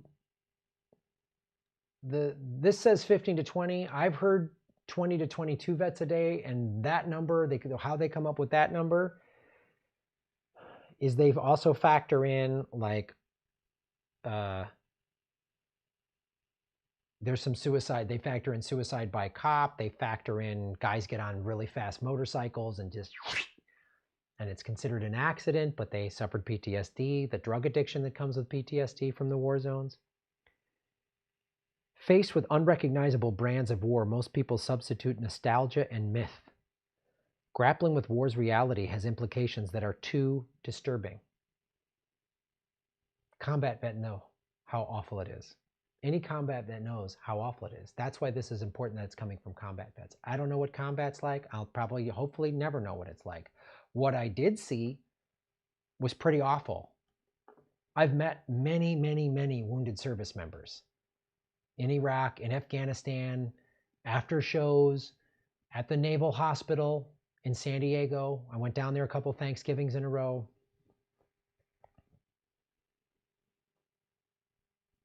What I saw was gnarly, and it's nothing to what a combat vet sees.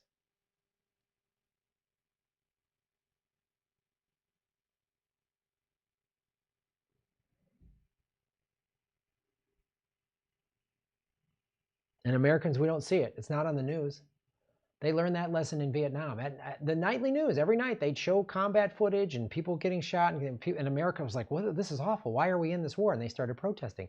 So they learned, just don't put war on TV. Just glorify it. And that's what happened. Embed, people like Brian Williams going, oh, aren't those rockets beautiful? Video games, military strike. All the video games that just show, oh, war is this fun video game. There's no video game about guys with PTSD and women, men and women, 22 vets a day, veterans, support the troops, but send them into these ridiculous wars? That's what the Memorial Day should be. If we don't, to really honor veterans, is stop sending them into these ridiculous wars that are only for profit. We spent $9 trillion or some obscene number like that on the global war on terror. Where is it? What happened? What have we done? It's only so Boeing and Raytheon and ExxonMobil can make a profit. Grappling with war's reality has implications that are too disturbing. America is living in denial. America is a bunch of addicts living in denial. We're addicted to war, we're addicted to food and money and capitalism, and we don't want to own it. Like any addict, addicts are in denial. They don't want to own their addiction. They don't want to look at it. They want to blame everybody else or pretend it's not there. Like an addict, oh, I just have a couple of drinks. It's not that big of a deal. No, you drink every day and you keep getting fired and your health is bad and oh, well, get off my back. You know, like they don't go shit. America doesn't want to get sober. Simpler and more satisfying is to commemorate long past sacrifices at Normandy and Iwo Jima rather than the confounding losses in Niger and Iraq. The United States has lost its ethical and strategic way. 2 combat vets wrote that.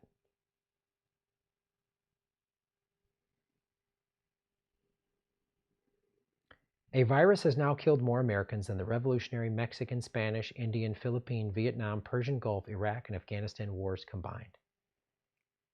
This nation requires serious soul searching. Reimagining its bookended summer celebrations might be a good start, but it won't be easy.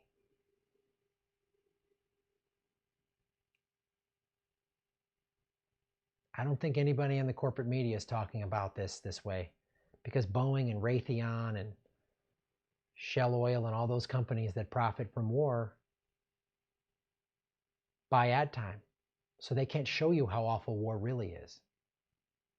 And if they do show you like a vet that's wounded or disabled or something like that, they'll show it as a like, yay, flag waving service. They won't say, this is awful. Why is this guy having to go through this? Why is this woman unable to be a mom anymore because she has PTSD from being in a war zone? I will. I did 7 comedy tours in war zones.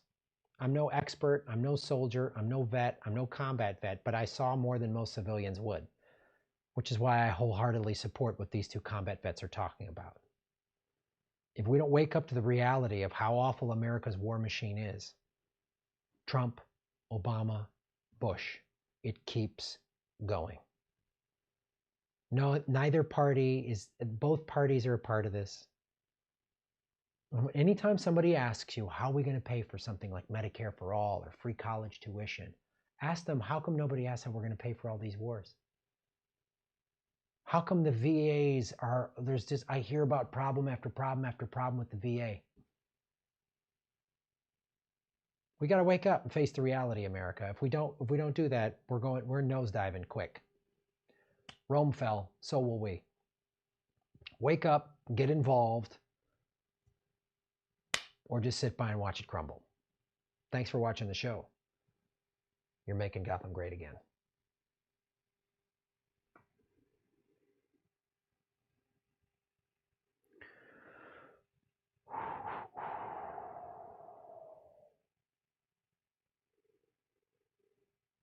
Karen Murphy, what's up, Karen? Shaver Knuckles for Justice. We need Ventura now, a true voice of the people. God, I would love it if he ran.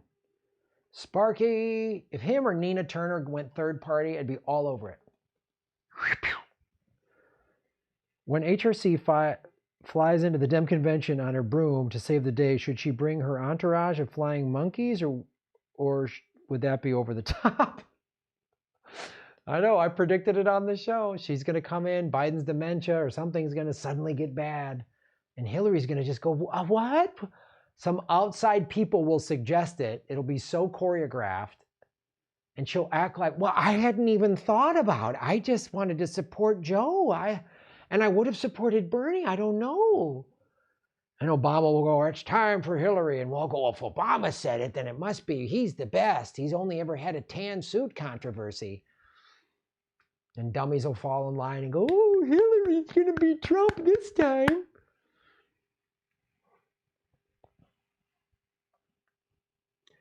So, yeah, I agree with you.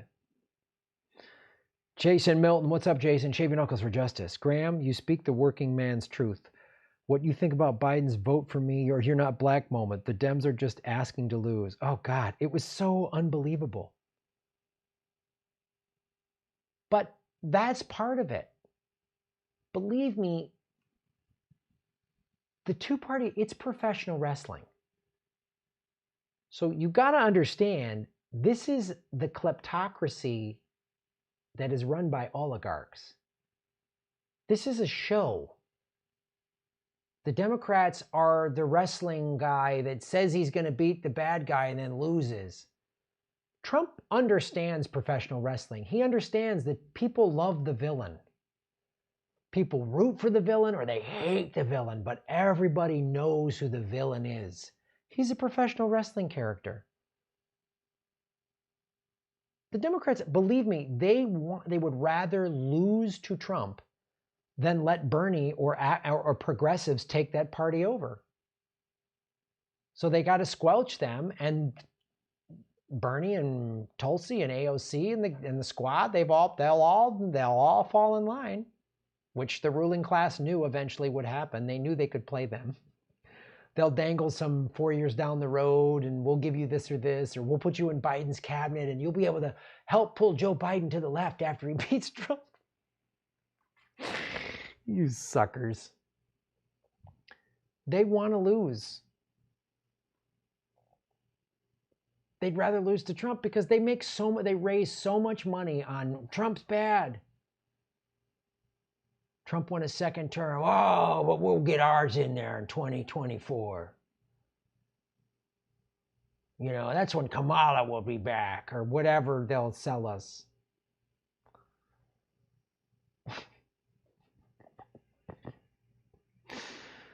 Oh, Trump is so beatable, especially now in the middle of this. You could nail him for so many things: shutting down the pandemic task force, the $1.5 trillion tax break to the billionaires a couple years ago. All the dumb shit he says about the Lysol, you should say we should have free health care. The Republicans don't want you to have free health care. They could make that a the Democrats want to give you free health care. The Republicans don't. Now, in the middle of this pandemic, people would be like, I want free health care. I don't want to die from COVID. I don't want to go to the hospital and even survive COVID and get a $20,000 hospital bill. Fuck that. We need free health care. We need more tests. The Democrats should be going, we should have testing, free testing for everybody. I've looked into it. I was like, I want to go get the antibody test. Me personally, I want to see, because maybe I had it in February and I don't know it, and it'd be nice, because if I have the antibodies, that just means if I get it again, my body is more prone to fight it. And I still might get sick, but I'm not worried that, like, that means I had it and I didn't have horrible symptoms. I could still get sick, but I wouldn't be as worried that, like, my body is just going to flip out because it's never had it before. $75. I'm not paying $75 for this test. If you had free ones everywhere, I would go get it. Shouldn't you want to get everybody tested, the antibody test, to see what percentage of people had it and showed no symptoms? Don't you need that data in research? No. They could be frying Trump every day, and we got the guy to do it. Bernie could be like, I'm the guy. I'm going to do this. Nope. They're just fumbling around because they want to lose. The Democrats want to lose. And that's how the ruling class likes it. The Washington Generals get paid whether they win or lose. They just need you to buy a ticket to the Harlem Globetrotters game. And the Washington Generals get paid no matter what. Look at all the money Bernie raised from people like me and you. A lot of that, some of that went to the Democratic Party. They just need fundraising, and all it does is pays for all the campaign people and buying ad time and just keep the corporate machine going. That's That's why we need a never-ending election cycle. Oh boy. Now we're going to go into the general election. And then once they get in, you got a year, 18 months to get any work done. And then you're back into midterms. More election ad time. It's all a scam. Sparky, what's up, brother? Shaving Knuckles for Justice. Instead of protecting nursing homes, Italy and Andrew Cuomo sent people sick with COVID-19 into nursing homes. Been better if they left well enough alone. Yeah. Brutal.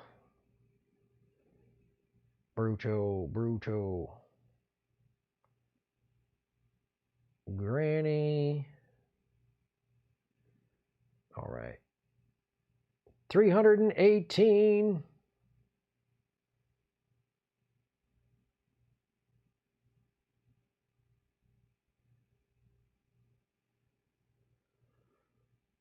All right.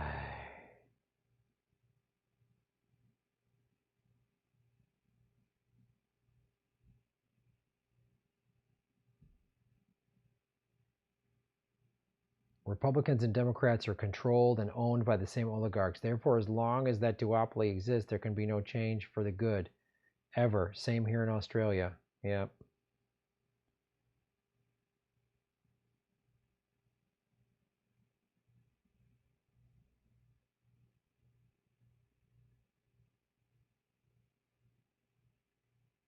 All right.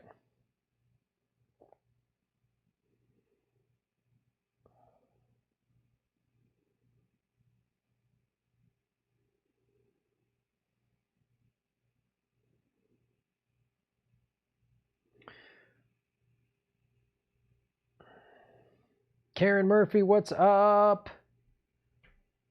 Shaving Knuckles for Justice.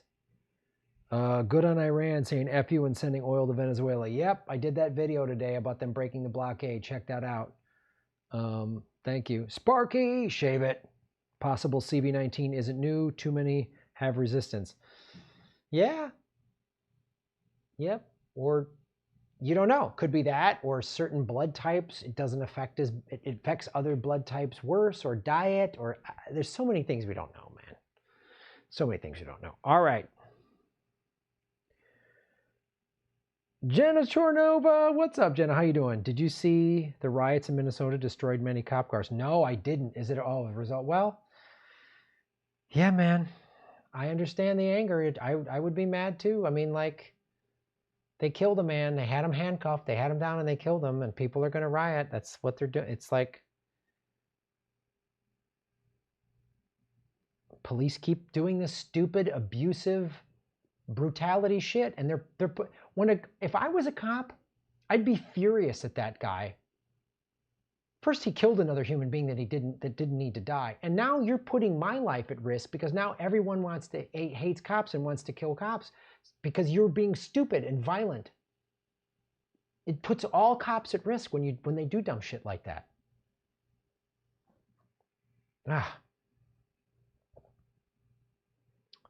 So dumb.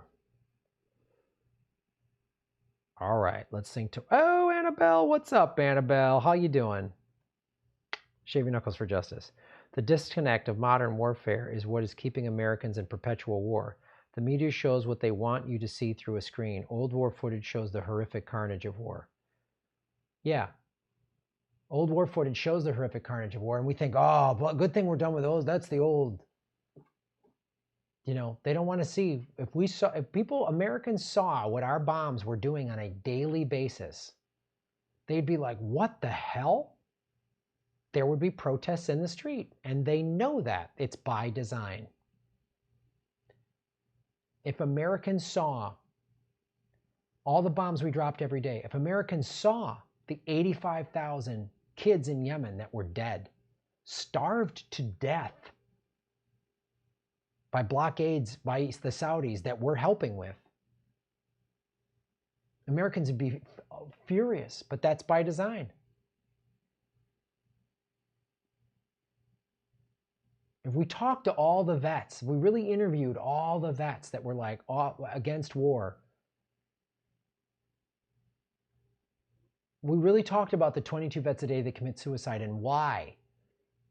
Americans be like, what are we doing? If the media really broke down how much money we're spending and how many people we're killing with all this money and just laid it out, look at all these destruction, all these people we've killed, innocents. 90% of Obama and Biden's bombs hit civilian targets. 90% of the casualties were civilians. That means they only killed 10% of the deaths were intended targets. Actual so-called, bad guy terrorists. Americans don't want to wake up to that. And if they put it on the news on a daily basis and really showed Americans the reality of this, people would change. But they know that. That's why they just show nonsense. And Pelosi called Trump fat. And Taylor Swift's dating Tom Brady's jersey or whatever dumb bullshit they're distracting us with. COVID, COVID, COVID, COVID, COVID. All they talk about is COVID 24/7. They could do 20 minutes a day on COVID updates, new research, numbers, which states are reopening, information we could use. Oh, they found this new study. Okay, that's good to know. 20, maybe 30 minutes a day. That's all. The rest of it, they could actually do regular journalism and tell us what's really going on. But they don't. That's why you have to come here. So thanks for supporting the show. I really appreciate it.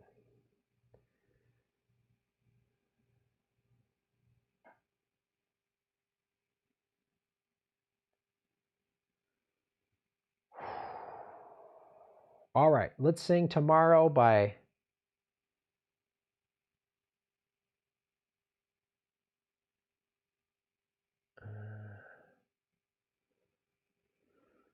Tomorrow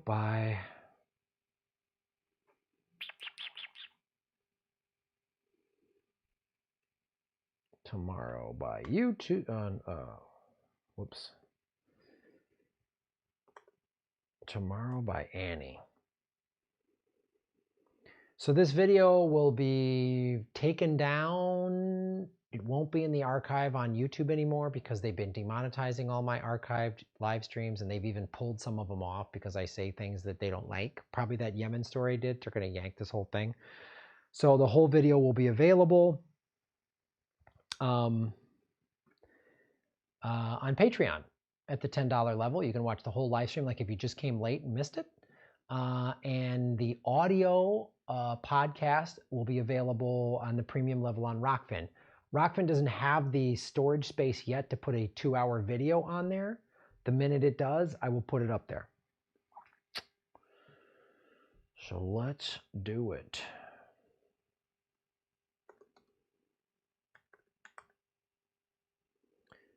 Tomorrow, Erni karaoke. Here we go, kids. As William Shatner.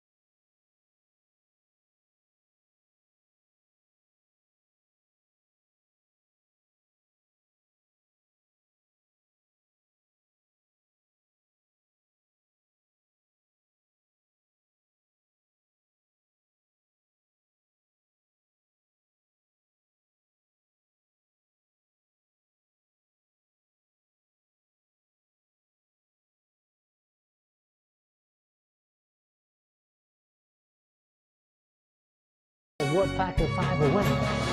Tomorrow. Spock, I believe I've said this. Tomorrow, I love you.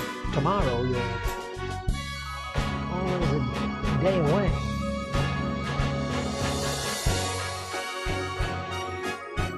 Bet your bottom dollar. Phasers will be set on stuff. You're always a Warp Factor 5 away. Live long and prosper.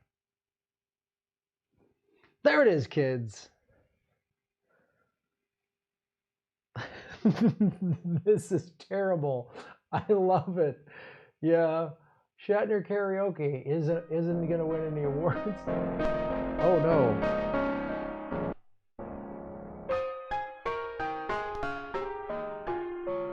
How about another one?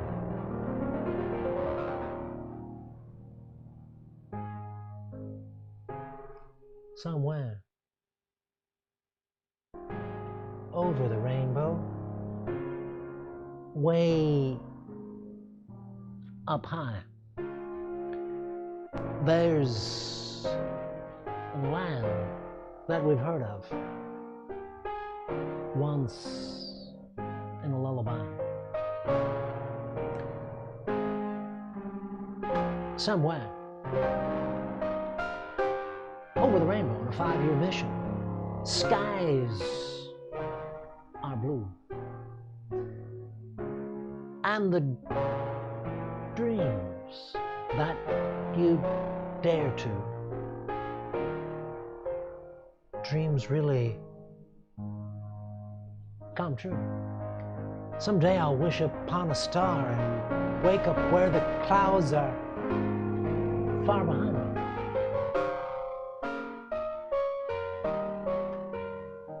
Where troubles melt like lemon drops, way above the chimney tops. That's where you'll find me, in the USS Enterprise. Somewhere over the rainbow, blue birds fly. Birds fly over the rainbow. Why then, oh why can't I? Someday I'll wish upon a star and wake up where the clouds are far behind me.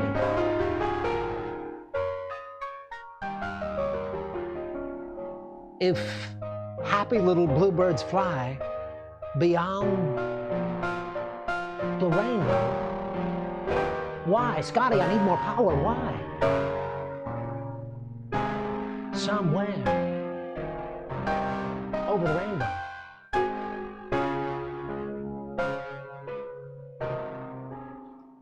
skies are blue, and the dreams that you dream really do come true. This song is sad.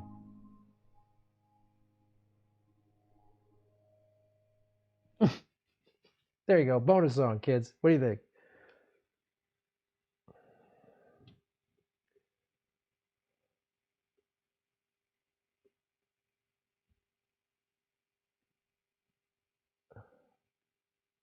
Oh, come on. All right, all right, all right. Oh.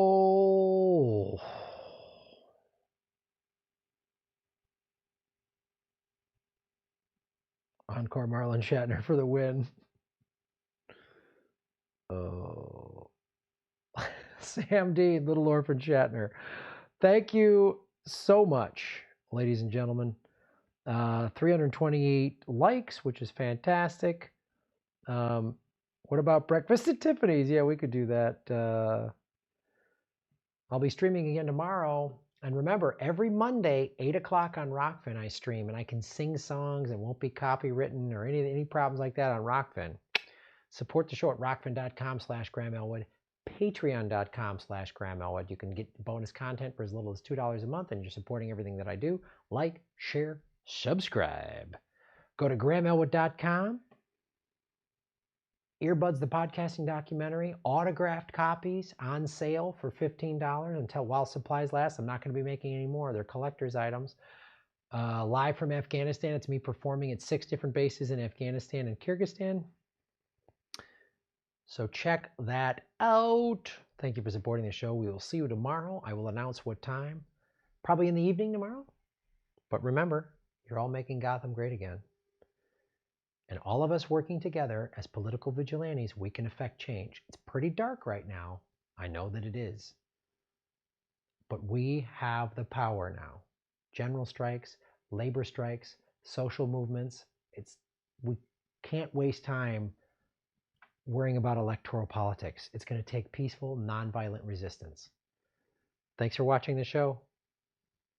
Somewhere over a rainbow is a progressive, socialist dream future that we can all live in peace.